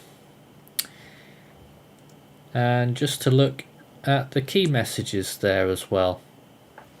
Hurricane conditions are expected to begin in portions of the warning area in the Dominican Republic tonight and Monday. Tropical storm conditions will reach the Dominican Republic this evening. Heavy rains will continue across Puerto Rico through tonight and occur over the Dominican Republic later today into Monday. These rainfall amounts will produce catastrophic, life-threatening flash floods and urban flooding across Puerto Rico and portions of the eastern Dominican Republic, along with mudslides and landslides in areas of higher terrain. Fiona is forecast to continue to strengthen after moving away from Puerto Rico and the Dominican Republic. Tropical storm conditions expected in the Turks and Caicos Islands and the southeastern Bahamas by late Monday or early Tuesday. That was the latest key messages from the National Hurricane Center, who will be producing their next update shortly. After that, it will be our live tropical weather bulletin, where we'll be looking at Fiona in the context of everything else that's going on in a rather active tropics, as it always is in September, and we will have any more updates. Let's see if we have some more comments and questions right now. Start your message all in text with Force 13. Getting all kinds of comments right now. We already addressed this question, but people asking about what we use for computer models in tropical weather bulletins. It's the same software as the radar, WSV3, with our own color scales and graphical touches. So if you've just joined us, the latest information is that Puerto Rico is completely without power. There are extremely high rain rates occurring in some parts of the island, with up to 3 or maybe even 4 inches per hour rain rates over parts of central east Puerto Rico, and rainfall totals so far soaring well above 10 inches. More questions. How big is Fiona? Well, 500 miles from east to west. And I am well aware that I'm talking to no one right now because for some reason the connection isn't working. But we got to keep going at it. So around 500 miles from east to west. And from north to south, we're looking at something like... Oh, Nathan, it's froze. Quite a similar value, actually. I'm well ahead of you there, Gizmo. And nearly 500 miles from north to south as well. So it is quite a large storm, but not huge. Certainly something of a substantial stature. Nothing I can do about stream breakdowns. There's no point in even mentioning it. But there we go. There's some more questions here. Do you think that 2022 will be the last above average hurricane season? Well, it might not get there yet. There is still time, but at the moment 2022 is still a little bit below average so far. We're still looking at this close-up infrared imagery enhanced right now, showing the eye of Fiona, at least on satellite, suggesting that it's just a tad northeast of Mona Island between Puerto Rico and the Dominican Republic. Radar suggests a little bit of a different story though when you look in to the full picture, and you can see there on this latest imagery that the eye right now appears to be stalling just on the southeastern part of Mona Island. Now I'm not sure if that island is inhabited or not. I think it might be a nature reserve or something like that. I'm not sure. But of course, if it is, whatever small population might be there will certainly be experiencing the eye of the storm, the edge of the eye, and the winds will probably have settled down after reaching hurricane force for a while, and then they will start up again fairly soon, considering the eye is actually rather small right now. We had a flood of questions coming in just now. How far west could this track be if it does end up going over Hispaniola?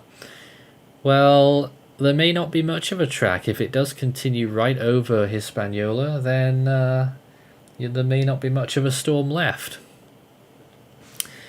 But if it did, then you'd be considering a track through the western Bahamas, and then perhaps some impacts for the coastal regions of the US East Coast. Is there a storm to form in the Western Pacific this week? Question there. We'll cover that in our tropical weather bulletin in 20 minutes. What is the eye size? Another good question there. Yes, Joey? 10 nautical miles. All right, 10 nautical miles. I'm guessing that was a recon indication. Yes, that was. Very good. Recent one. So a 10-mile eye. Will Fiona's... I have a question. Okay. This from Wanda Alameda. Why does the hurricane go through these islands? I didn't understand that at all. I'm guessing, why does Fiona go through these islands? I think that's what they meant. Why does Fiona go through these islands? I don't really know how to answer that. I mean, storms go through these islands very regularly. It is Hurricane Alley. These islands are I mean, I don't really know what to say about that question. I guess it's mainly, how the steering patterns are right now, and also the fact that, as Nathan mentioned, these islands are in the firing line when it comes to hurricanes. They are right in the main development region. We see most of the hurricanes that form in the North Atlantic form in this area. So it isn't very surprising that we are seeing a hurricane around these islands at this time of year. So if that answers your question. More comments. Lava Command says, why is Fiona being such a weird track suddenly? That is an interesting question. I mean, even the National Hurricane Center didn't expect it. This southward, well, not southward explicitly, but south of forecast movement, still pretty much due west right now, since it made landfall in Puerto Rico earlier on the edge of their forecast cone. So I guess it's anyone's guess. If they didn't foresee that, then I guess no one could. I'm still a bit baffled how the fact that there was one model that did see this coming. That's what the HWRF wanted in recent run. So how that model picked up on it, whether it was I don't know what it was, witchcraft maybe, or perhaps it's to do with the expansion of the storm, particularly on the eastern side, and they're getting a bit further away. Maybe the center of the storm is trying to get pulled back over there a little bit. And not to mention that the HWRF model, when recon is involved, it is a very good model at times, since it directly takes recon information and data and puts it into its model runs before they are actually put out. We've had a couple of questions about Atlantic Canada now, actually, whether Fiona will affect Nova Scotia or Newfoundland. Newfoundland's certainly a possibility that as an extratropical remnant it could deliver hurricane force winds there. That's what models have been suggesting for a while. Nova Scotia, I think you will not need to worry about this storm. However, unless we get the Hortense curse. Yes. It is very far out at this moment, and people should be focusing on the system through the next 5 days. Yeah, about 7 days out. Yeah. Is there any possibility that Fiona could end up in the Gulf of Mexico, or are those chances 0%? You can never say 0% in meteorology, but I would probably say less than 0.1%. Yes. Quite a low chance. Yeah, extremely low chance. If you're just joining us, this is our live coverage on Hurricane Fiona, which currently has winds of 85 miles per hour.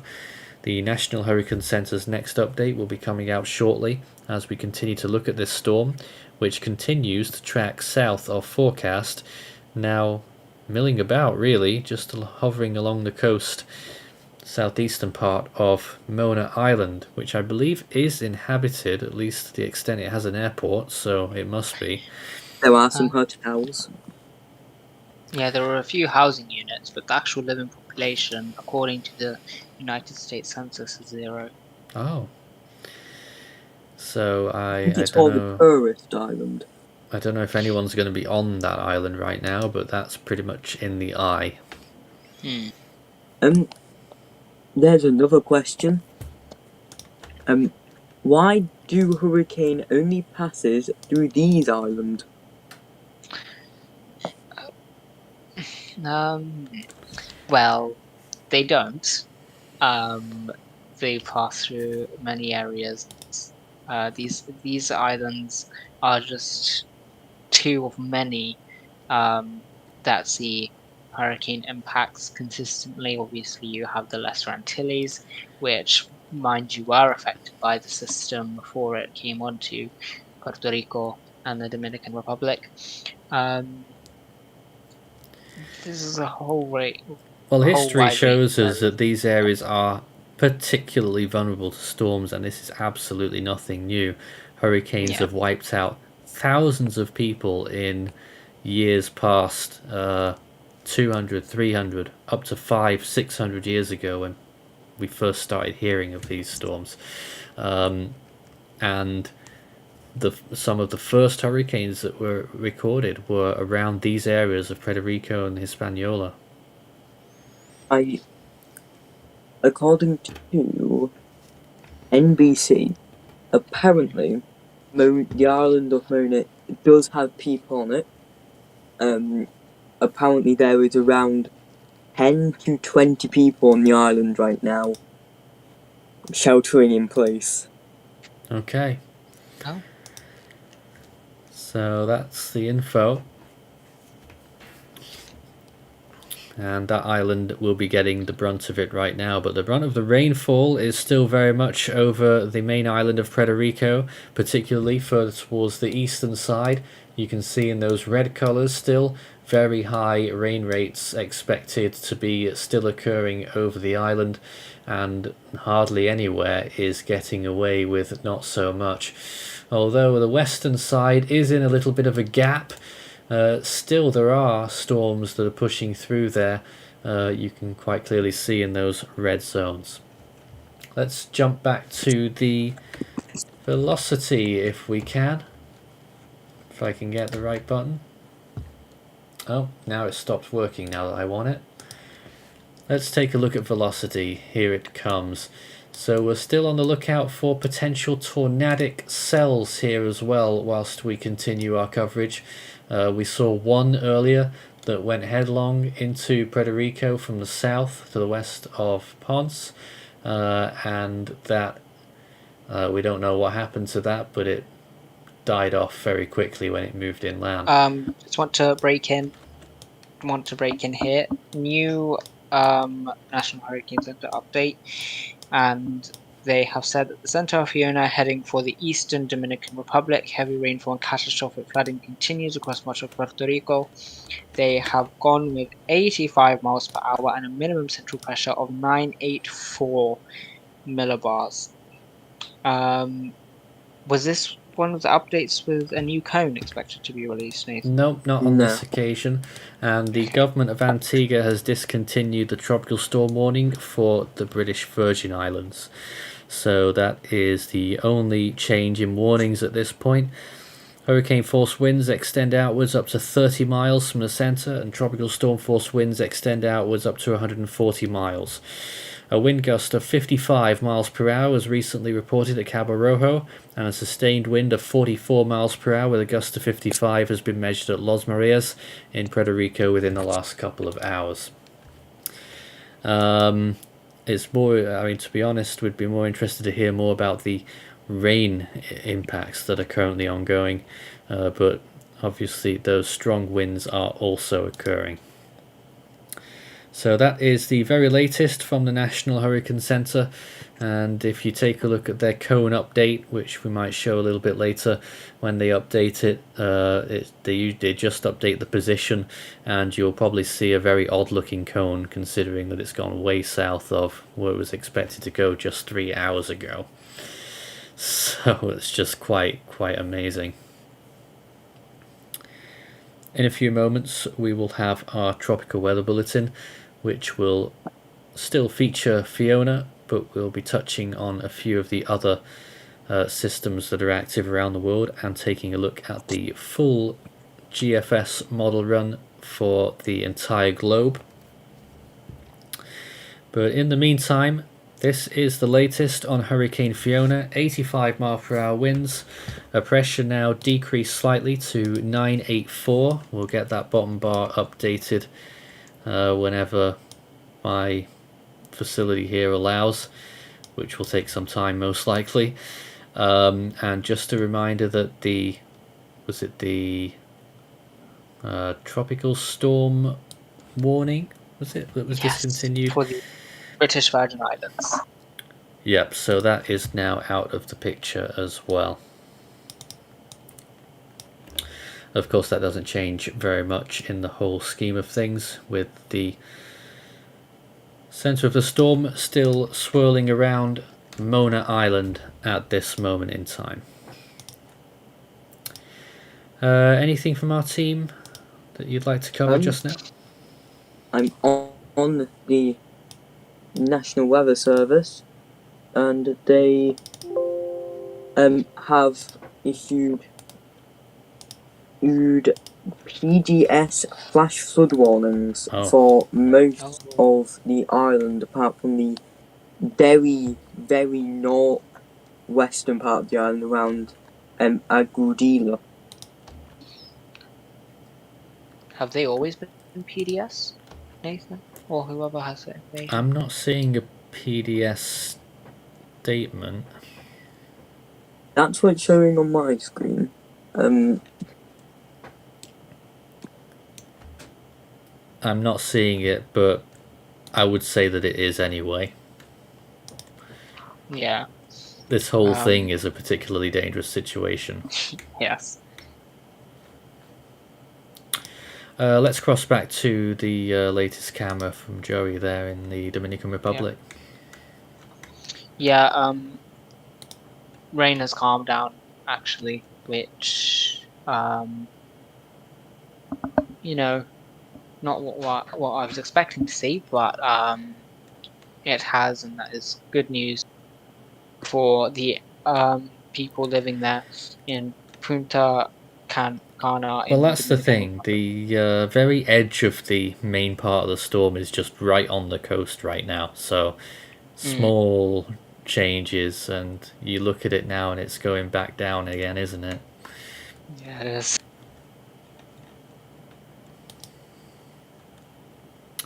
That mini-map hasn't updated at all. Didn't think it would. Yeah.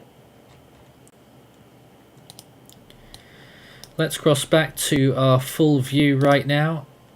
Well, there's our enlarged Atlantic Ocean view there, showing Hurricane Fiona on the right-hand side, and Tropical Storm Madeline on the left in the eastern Pacific. We'll be talking about that a little bit in the Tropical Weather Bulletin.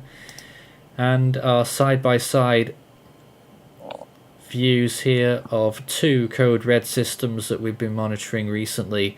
Typhoon Namadol, which made a very powerful landfall in southern Japan yesterday and is still harassing the entire nation there.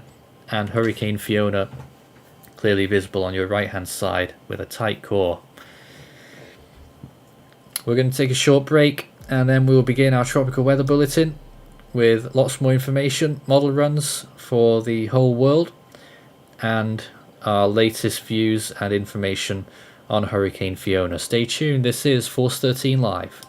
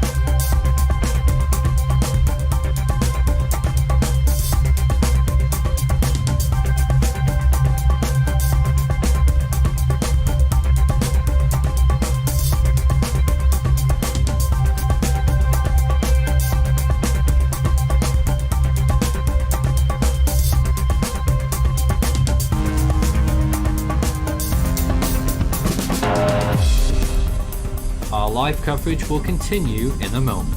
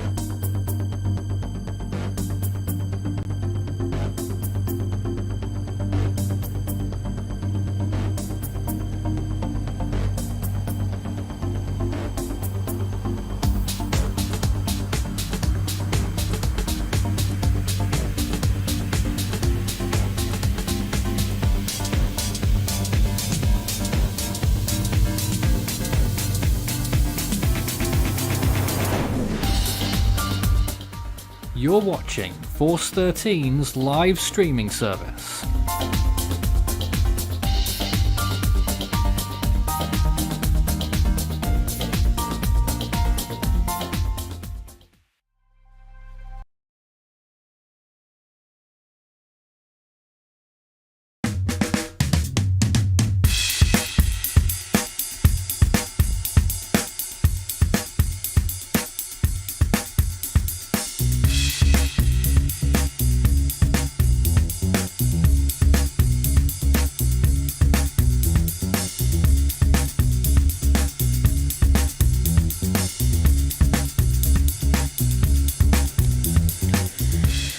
Midnight UTC, which means it's our tropical weather bulletin hour. Hurricane Fiona still taking the limelight, of course. A Category 1 with winds of 85 miles per hour made landfall earlier today in Puerto Rico and is now haranguing the coast of the island of Mona, which is a small island in between Puerto Rico and the Dominican Republic. Also, Typhoon Amador weakening substantially now. In fact, it's no longer a typhoon, it's a tropical storm and will soon turn post-tropical. Much weaker now, but rain amounts have been quite high over Kyushu. I believe over 600 millimeters of rain fell there, and in Puerto Rico we expect to see possibly similar values, actually up to 25 inches possible across eastern and southeastern parts of Puerto Rico. It is 9 a.m. in Japan, and in Puerto Rico right now, Atlantic Standard Time, it has just gone 8 p.m. This is Force 13 Live. My name is Nathan Foy, and for this Tropical Weather Bulletin hour, I'm joined by my team, David Tones, Joey, and Gizmo. Hello once again, and welcome. You're live with us right now, and of course you've been with us for a little while, team. Any further thoughts on Fiona, which is of course going to be our main feature once again this hour? Very dangerous with a lot of flooding, strong winds. Obviously, there's no power on Puerto Rico. So there's a lot of stuff it's done already that could be considered historic for Puerto Rico, and it already hasn't even intensified to what it forecasted to be its peak. So when it peaks, it could even be a lot more dangerous than it is now. Looking at those latest radar images, it appears that the westward movement has resumed a little bit again, and it now would appear that the eye is moving along the southern coast of the island of Mona. And that's really fascinating considering that it's barely any further north than the initial landfall point in southwestern Puerto Rico, and is probably going further away from the National Hurricane Center's cone. Let's just bring that cone back up again. Well, we had one without the other there.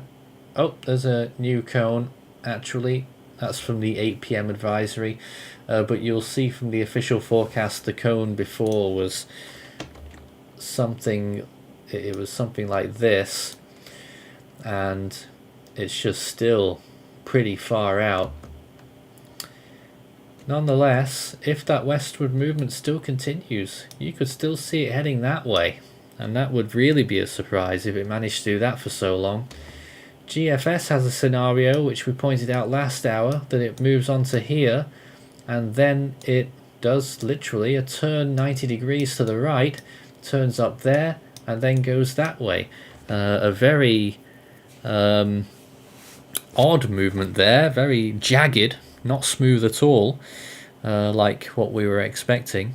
But that may well happen. That's according to the GFS model, and I believe had backing earlier from the HWRF. So, we're still looking towards the right-hand side there as well, over Puerto Rico. The core of the storm is now away from there. Hurricane force winds will no longer be occurring on the island, but they're still receiving quite extraordinary amounts of rain. Joey is showing us the live view from Punta Cana, and whilst you tell us about what's going on there, I'll take a look and see if there's been any new warnings. Alrighty, sounds like a plan. So, what I have been seeing whilst we were over the break is that the winds do seem to have picked up quite a bit, and I believe the whole reason as to why it doesn't seem like the rain is as heavy as it was previously is simply due to the fact that the camera has probably fogged up a little, as you can quite clearly see there. But yes, as Nathan mentioned, this is in Punta Cana in the Dominican Republic, and is expected to see quite some strong winds from the system as it moves closer. Obviously, with that westward motion that we've been seeing in the recent hours, it looks like this area could be seeing stronger winds than forecasted or expected. So definitely something to keep an eye on if you are in the far eastern part of the Dominican Republic and the northeastern part as well. Rainfall as well, something that we haven't really talked about, the rainfall impacts in the Dominican Republic. Landslides, especially when it comes to those mountainous areas, that very heavy amounts of rainfall clearly and quite obviously will lead to some landslides when it comes to villages and towns closer or on those mountainside and hillside. So definitely something to be looking out for. Nathan. Yeah, I know it's not working at all right now. I think we're. Right. I don't know why it does that. Once again, I can't say anything that will help that. There's nothing I can do when it goes down unexpectedly, and I still don't really know why. But as I was saying, I'm a stickler for the history, so I am going to do my due diligence and find out, indeed, when the last storm did make a direct landfall on the island of Mona. Would just like to ask, will there be a Spanish update on Fiona from us at I any believe point? one has been planned. I don't know when that's happening, but I'm sure one has been planned. I can tell you that only 2 storms have ever made a direct landfall on the island of Mona. One of them was a storm in November 1878, and the other one, could anyone guess? Hortense. Was it Dorian? No, Georges of 1998. Oh, The one that hit literally everything when it moved through the Greater Antilles. It made landfall in Antigua. It made landfall in St. Kitts and Nevis. It made landfall on St. Croix. It made landfall in Puerto Rico. It made landfall on Mona. It made landfall in the Dominican Republic twice. It made landfall, obviously moved over Haiti. It made landfall in Cuba. It just missed Key West, and then it made landfall in Mississippi. So that was just the storm that hit everything, and high-end category 4 at peak as well. So yeah, this if it is a landfall, it would be only the 3rd storm ever to do so on the island of Mona. Now we had some new update from the San Juan office.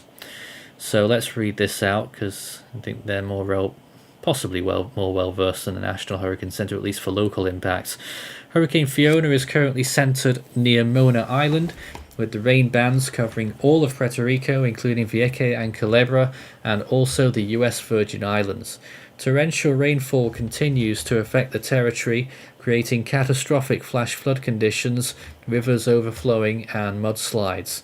Wind damage was also reported, especially along western, southern, and the interior of Puerto Rico. A hurricane warning is in effect for Puerto Rico as well as for the local waters. For the US Virgin Islands, a tropical storm warning remains in effect. Tropical storm force winds are expected to continue and gradually tapering off on Monday.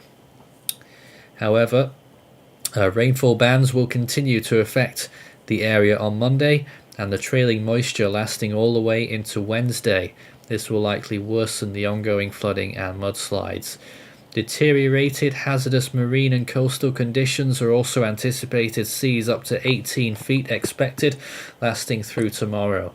Winds over the seas will be around 75 knots with gusts to 90 knots. For the southern and southeastern coasts, water levels of 1 to 3 feet above ground level are still expected, which could cause minor coastal flooding and beach erosion. Extreme rainfall flooding may prompt numerous evacuations and rescues. Rivers and tributaries may overwhelmingly overflow their banks in many places with deep moving water. Small streams, creeks, canals, arroyos and ditches may become raging rivers. In mountain areas, deadly runoff may rage down valleys whilst increasing susceptibility to rock slides and mudslides.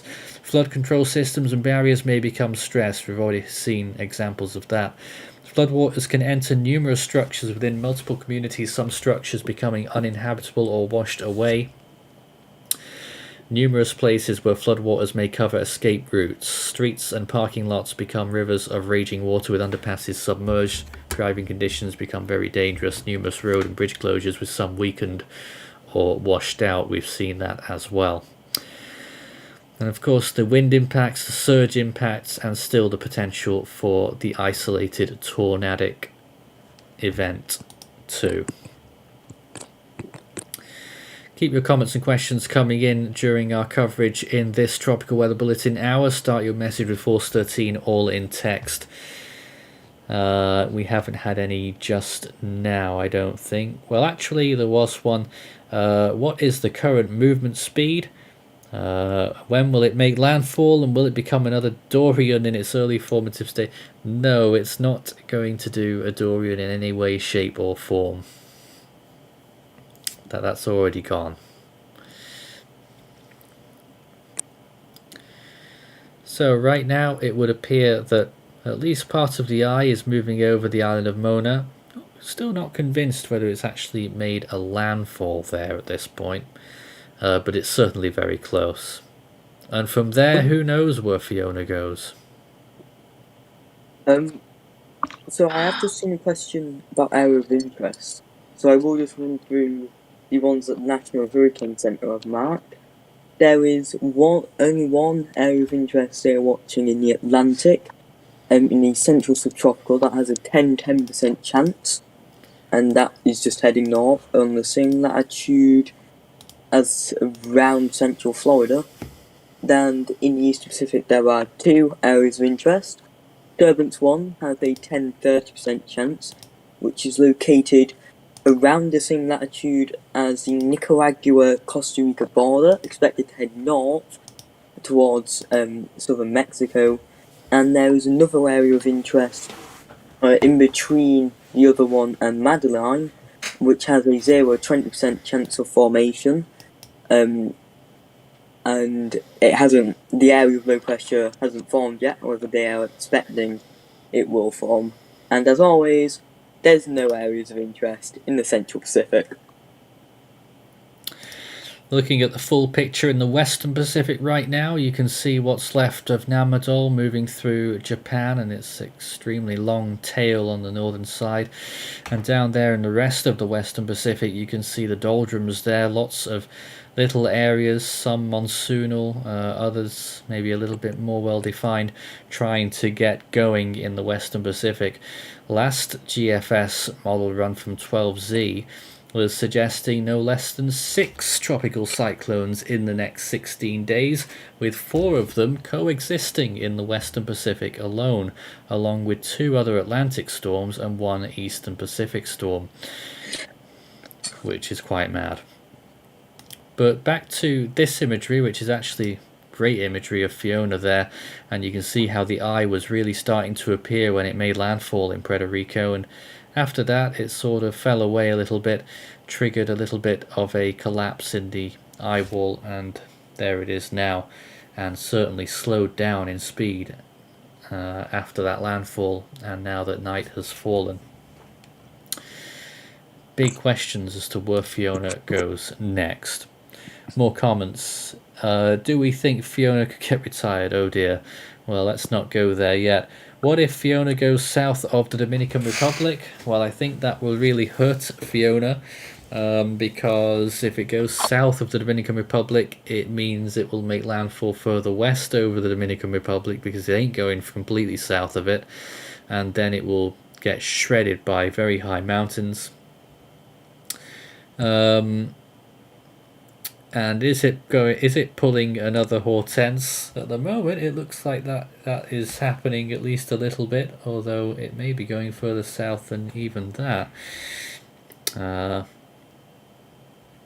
What can I say? But there it is right now. Still extremely heavy rainfall further east over the rest of Puerto Rico. Let's check to see if there's any new flash flood warnings. There haven't been any new ones, but I just have to remind everyone that almost all of Puerto Rico is currently under a flash flood warning for a large part of the rest of this evening. Some warnings now extending into the early hours, and I expect even at that point we will see some more extensions. I'd just like to welcome Jose into the live stream. Yep, he's there somewhere in the And background. And there we go. Let's There go was a back. question. Sorry. What are the black dots/circles on the radar by the green radar sweep arm? They were just the thunderstorms that were moving through.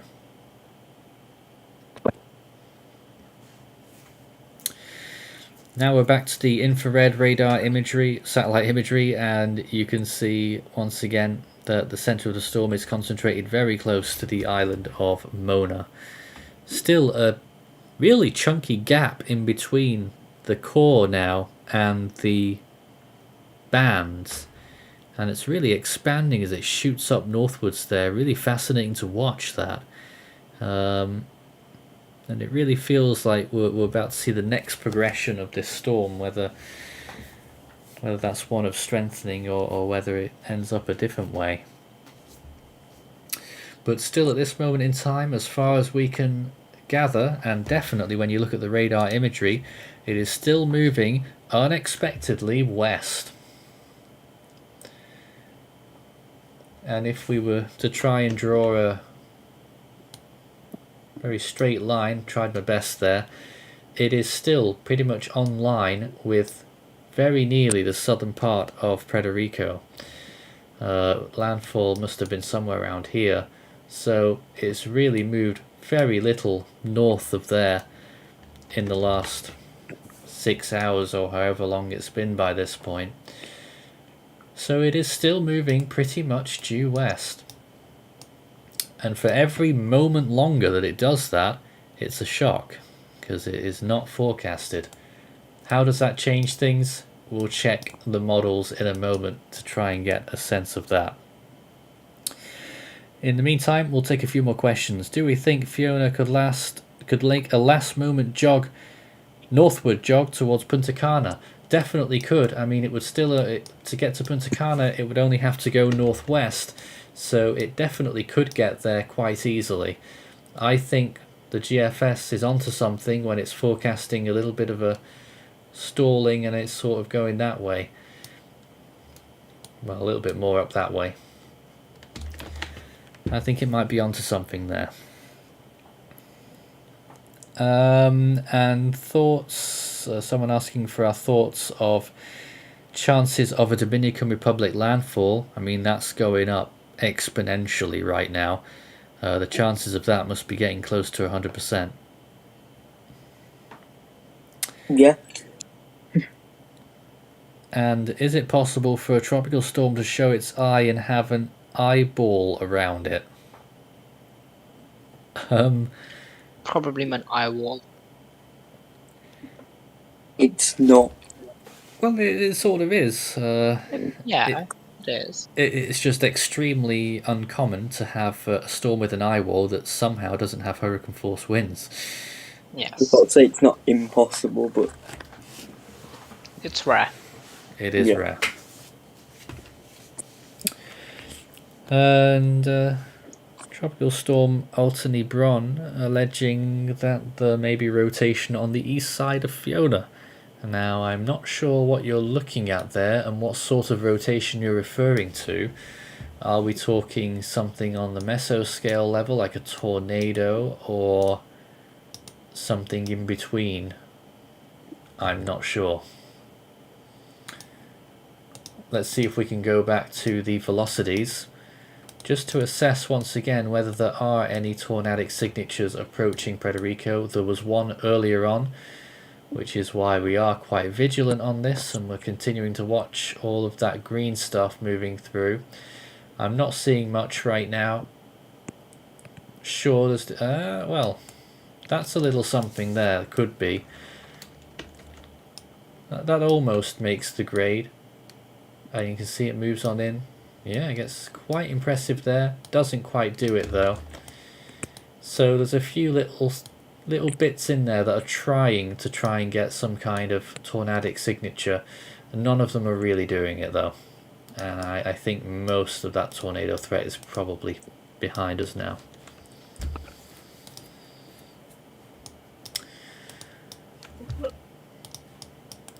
Let's not forget that as it continues to move just that little bit by bit further towards the west, it's more and more distant from the radar site, and so the radar returns will start to get less accurate shortly. So we may get some accuracy issues, and that might affect things in unforeseen ways. Do we think that there could be hurricane watches and warnings posted for the eastern Bahamas if the west trend continues through tonight? Well, hurricane. Yeah, I think it could. Yeah. If it I think as soon as it leaves the Dominican Republic, keep tripping over that.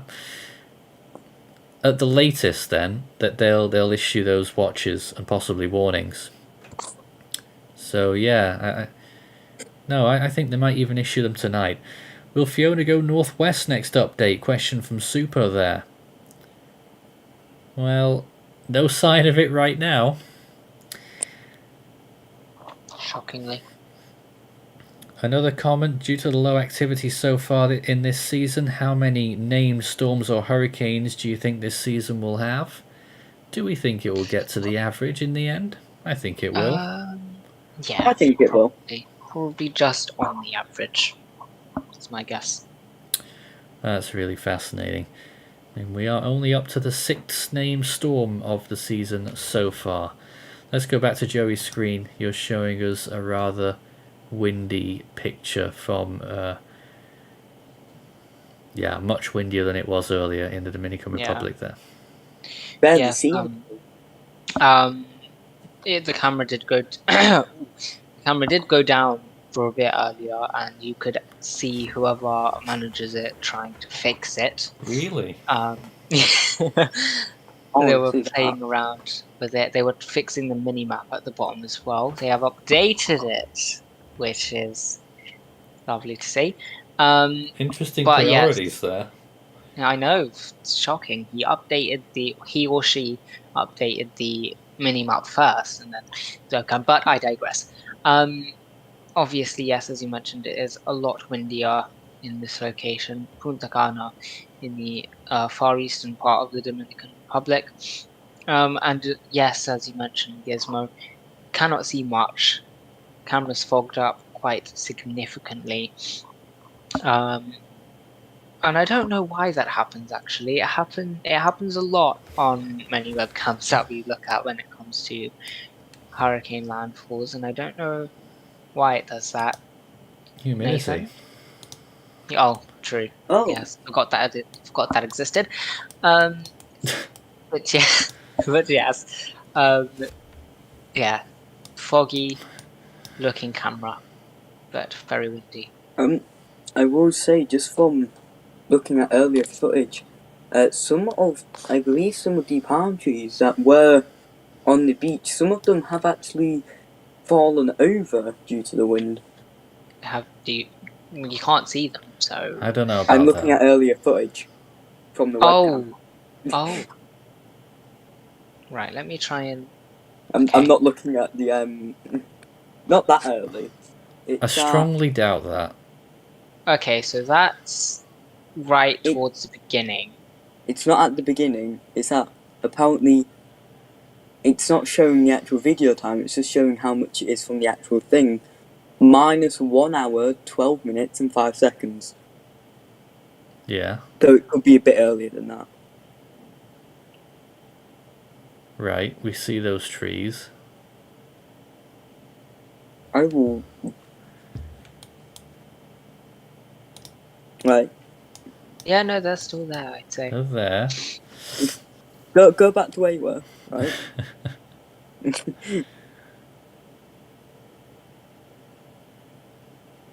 And can you see on the left? Yes. If you move your mouse cursor a bit up. I can see it. There's something there. There. It looks like a fallen tree, and there was a tree Go back there. again. If you look. Oh my goodness. Oh yes. So they have started falling. That is most likely. Oh no, I think there is one. Alright, I still don't know. Because that same little thing wasn't there at this, and that's 1 hour 20 minutes. So if we go up to where Gizmo said, Where was it? What's it 1 gone? hour. 1 hour 12 minutes. What? No, minus 1:13:10 now. Oh yeah, because it's Well, it still doesn't right. make much difference. I don't know about this. It seems like we're focusing on too much Okay, minor that. detail. Yeah, and then it goes again. What happened? And then if we go forward a bit, it's gone. It's gone. We're focusing on too much. What's going on here? No, that does look like a fallen tree, though, doesn't it? Like We you need can to see know the what's palm. going on here right What? now. It must be a trick of the light. You must do a poll. Do people think it's a fallen tree, or is it just the camera being glitchy? And now it's gone. It's got to be a light thing. I think one of the maybe there was a fallen tree. You got to find the exact moment. When it fell. No, when that light goes off. Okay, we'll just wait here for a couple. Okay, it's gonna be about here. You can We'll press wait. your right arrow key to skip 5 seconds. Yeah, but then No. you'll miss the exact point. But then you'll be with... Oh, the light just went off. a light just went off there. So I don't know. It could be a fallen tree. I and don't we can't think it see is. Light, or Like the light's just gone off. That's very odd, but I don't think it is. well, there you have it, folks. Our very intense investigation into if a tree fell down at a resort in the Eastern Dominican Republic. It's too early. I don't... They're not getting particularly strong winds yet. I don't think there's going to be any trees falling down until much later in the night. Join us next time where we will look at more minute details on random beaches. I don't know. I mean, it might be important information for some people, whether trees are starting to fall in that area or not. But to me, it didn't look that way. Nathan, just going back to Fiona, are there any local storm surge warnings? No, just that they're expecting 1 to 3 feet. And that will probably have already happened.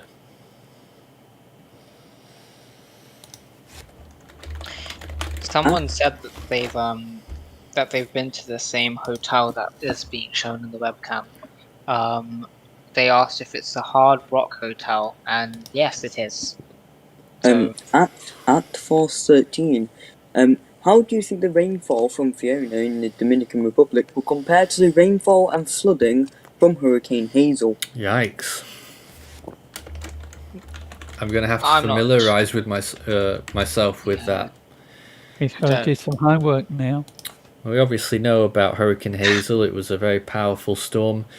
1954 hurricane season, known for big impacts not only in the Caribbean but also its Category 4 landfall on the eastern seaboard of the United States, and still had hurricane force winds when it entered Canada through the eastern Great Lakes. But I'll try and find about its rainfall. There is a very minor chance it will hit Florida. No. No. Someone just said, do we have chances of hitting Florida? Very low. Alright, I can tell you. I can show you. National Hurricane Center wind probabilities. Oh, you tell me we don't have that? What is going on in the webcam? Wait, what is going on with the webcam? Oh my! Whoa. What is going? So that's a video of something. It just appeared out of nowhere. This webcam is the best footage ever. And it's gone. No, it is quite good footage. Live view. Yeah, that's what I was saying. Alright, you want to know about Florida? Well, here is the wind speed probability chart for Fiona. And you can see there that the 5% mark is the green the dark green, the first colour there, and is well off the coast of any part of the US. Although if you were to extrapolate that 5-day cone, then maybe Nova Scotia will probably end up being in that percentage chance. So interesting to see there, and quite a lot of the Bahamas also involved in that percentage chance area. More comments. Is Fiona going to be a category 5? I can categorically say no. Is the storm still going west? Yes, it still is, even at this point, round Mona Island. There once again is that video, which must be from somewhere in Puerto Rico earlier, as Joey was showing us. No, I haven't pulled this up. The person who's managing the camera has. It's just popped up onto the live feed. I don't know how they've done that. Very interesting.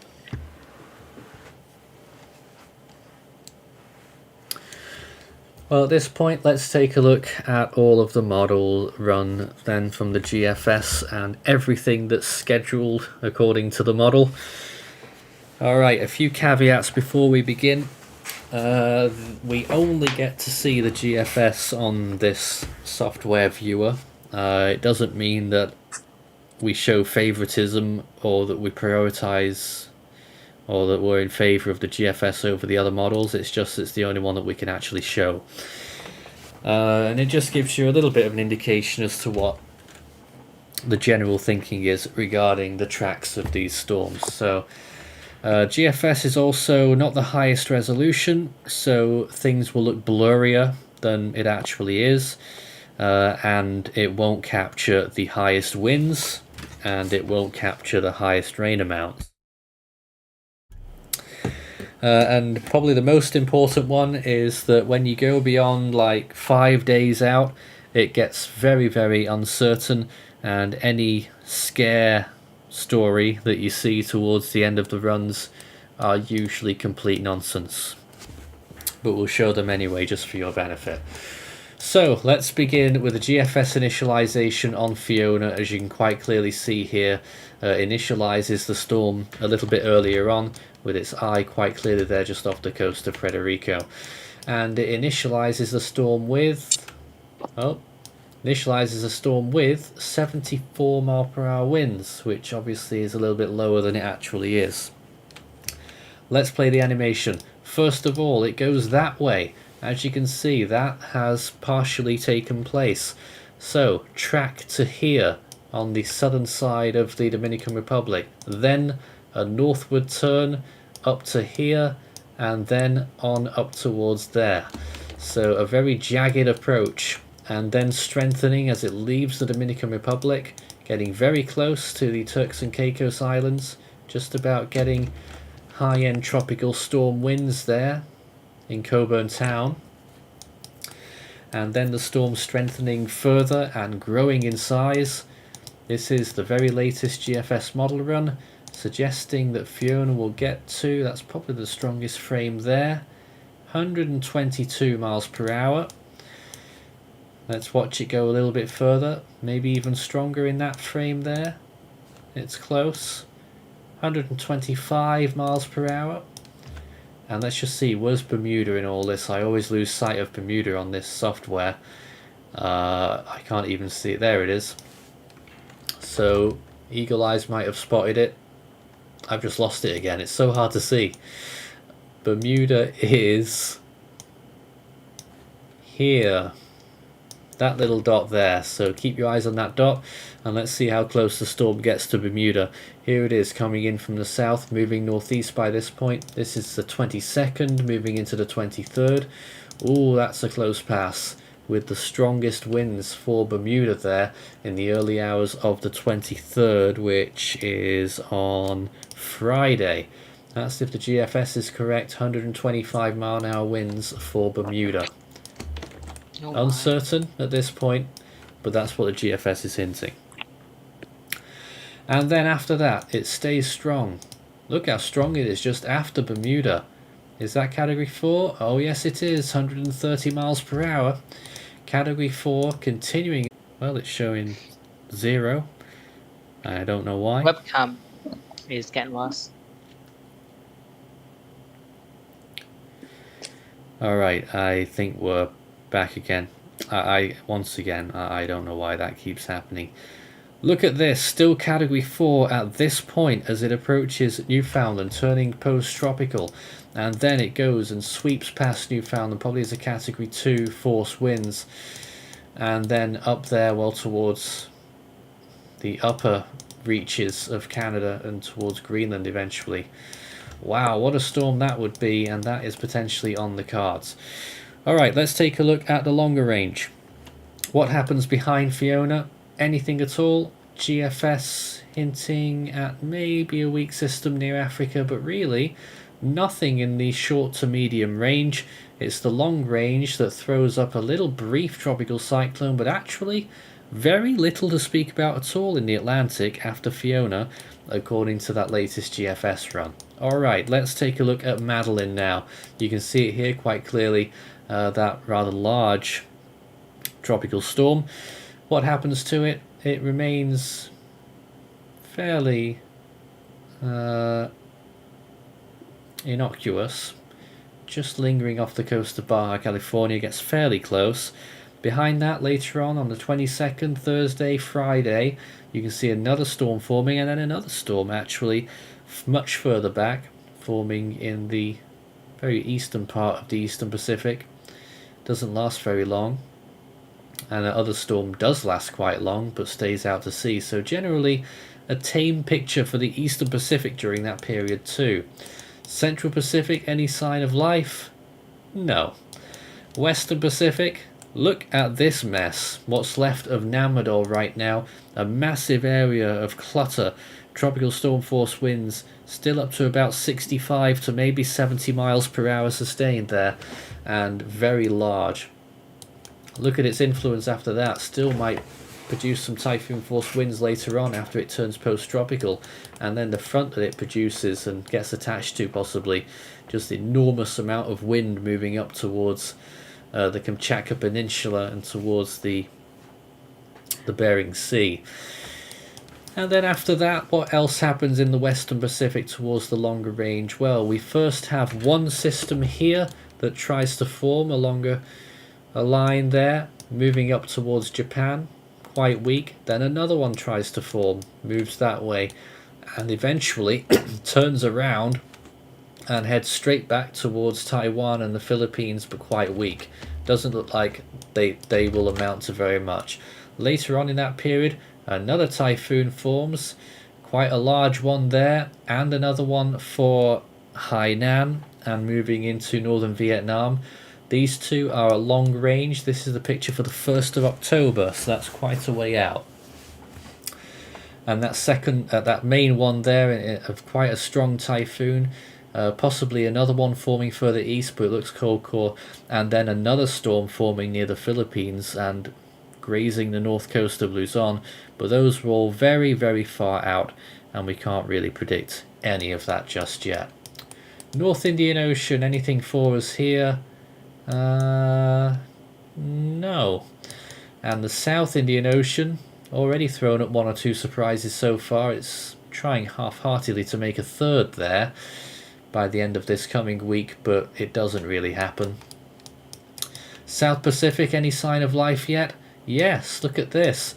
This is on Friday, indicating a potential system forming near Papua New Guinea, and then eventually winding up near the Cape York Peninsula. I doubt that will happen, but we'll keep watching for any run consistency. South Pacific, deadly quiet, and just check the European area because I think there were rumblings not long ago. No, nothing happening there in that period. So, to be honest, it's looking fairly calm after Fiona clears the scene, by the looks of things, but of course it can change very quickly, and before you know it, there's another storm blowing up and the models completely change. They're not, they're not complete prophecies, that's for sure. So that's all of that covered. Let's go back to the latest on Fiona with Joey. Yeah, webcam showing the winds have picked up.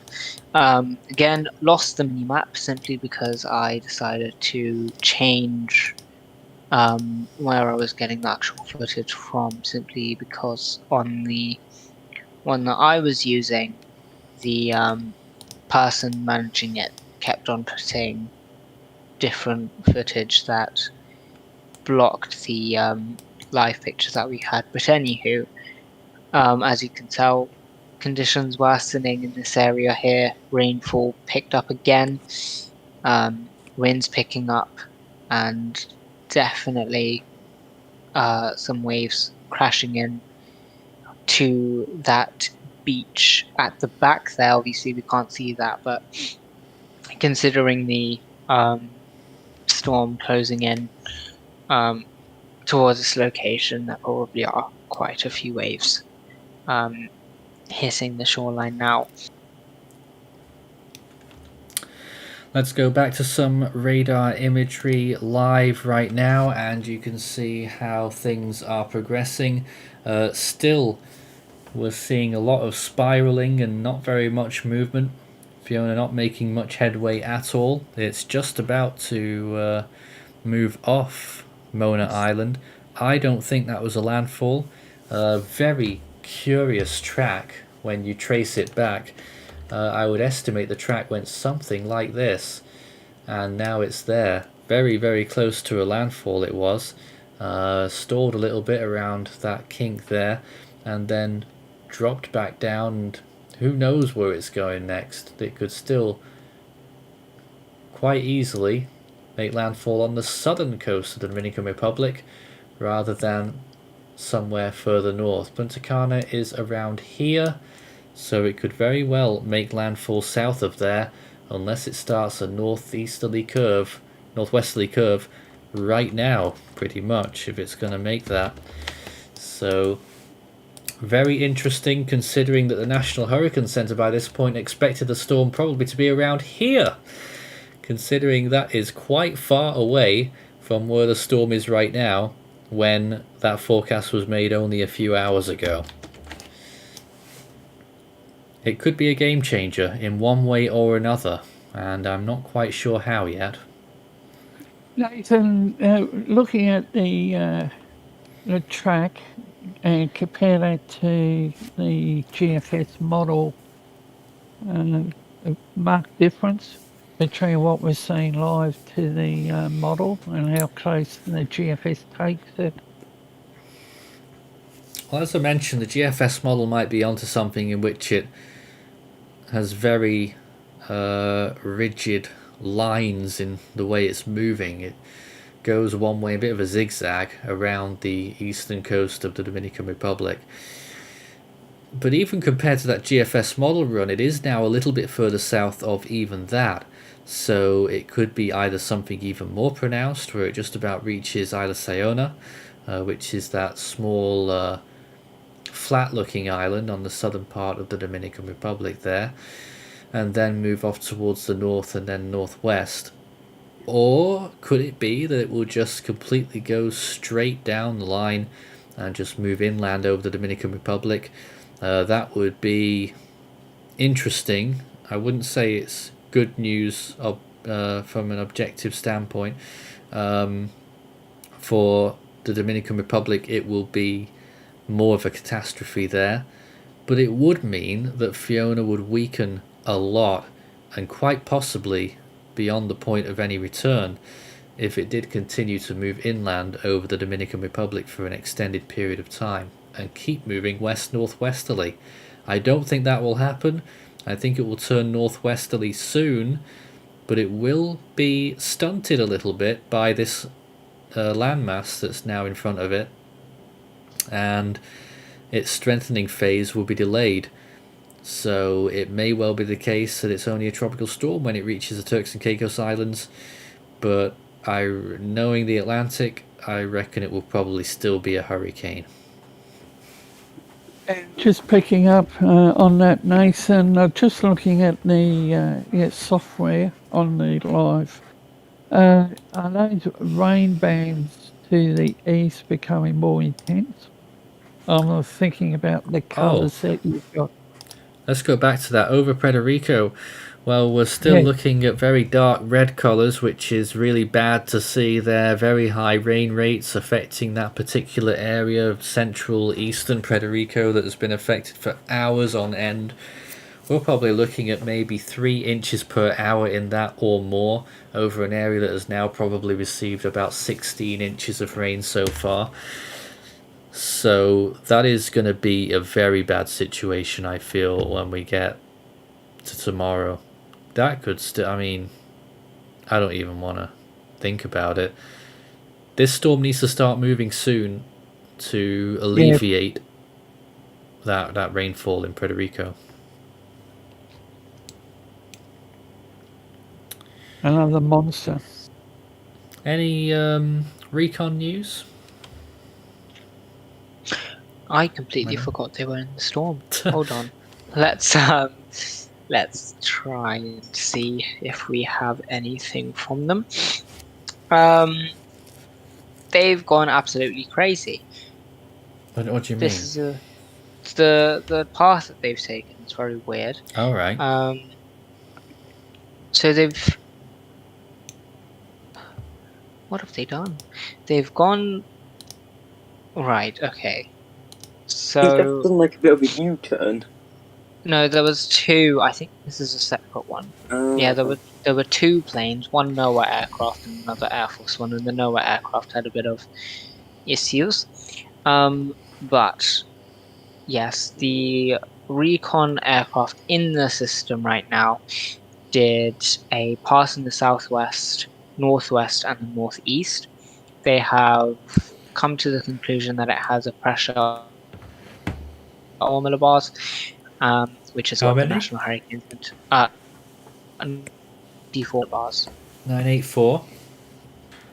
Yes, and that's what the National Hurricane Center ran with in their advisory just gone. And they haven't found any evidence for it being any stronger than what the National Hurricane Center already had it at. So looks as though Fiona is most likely maintaining right now.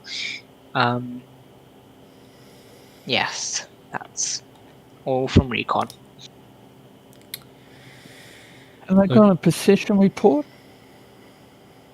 Position report.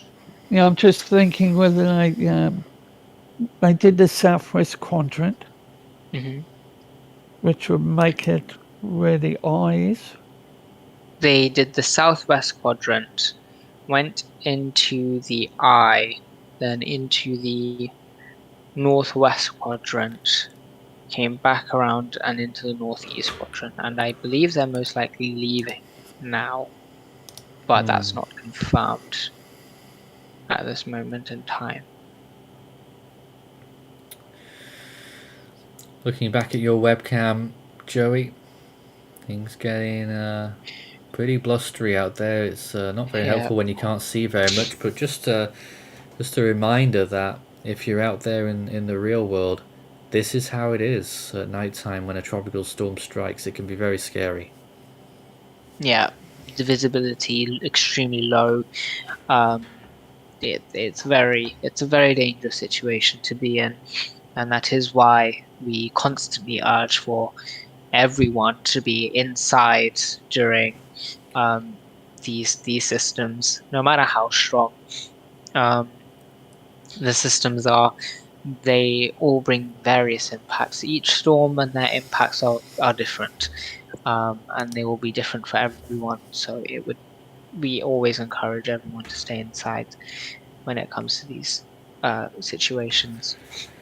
Looks like the eye is opening out a little bit again on the radar. Oh, now that they did, the recon aircraft did mention that it was slightly open in the southern side. Let me try and find the actual report. Well, I don't really mean that. I sort of mean that the eye size is getting a little bit bigger. Oh, right. They did. The recon did mention something about something being opened. If I could find it. But its movement, once again, looks like a steady and slow westerly movement right now when you look at this imagery. It's definitely slowed down. Yeah, it certainly has. Let's just check to see if there's any new information regarding flash flood warnings, and there are. Let's go through this because we are nearly out of time here. At 8:29, flash flood warnings were issued for Canavanas County, Fajardo, Luquillo, and Rio Grande County in Puerto Rico. Gauge reports indicated thunderstorms producing heavy rain across the warned area. Between 3 and 10 inches have fallen. They're expecting between a quarter and half an inch per hour, and they're expecting additional rainfall of between 0.5 and 2 inches. Flash flooding currently occurring. And at 8:52, which of course is just a few minutes ago, new flash flood warnings for Bayamon, Carolina, Catano, Dorado, Guaynabo, Loiza, San Juan, Toe Alta, Toe Baja, and Trujillo Alto counties until 1:45 a.m. Between 3 and 6 inches have fallen in these areas.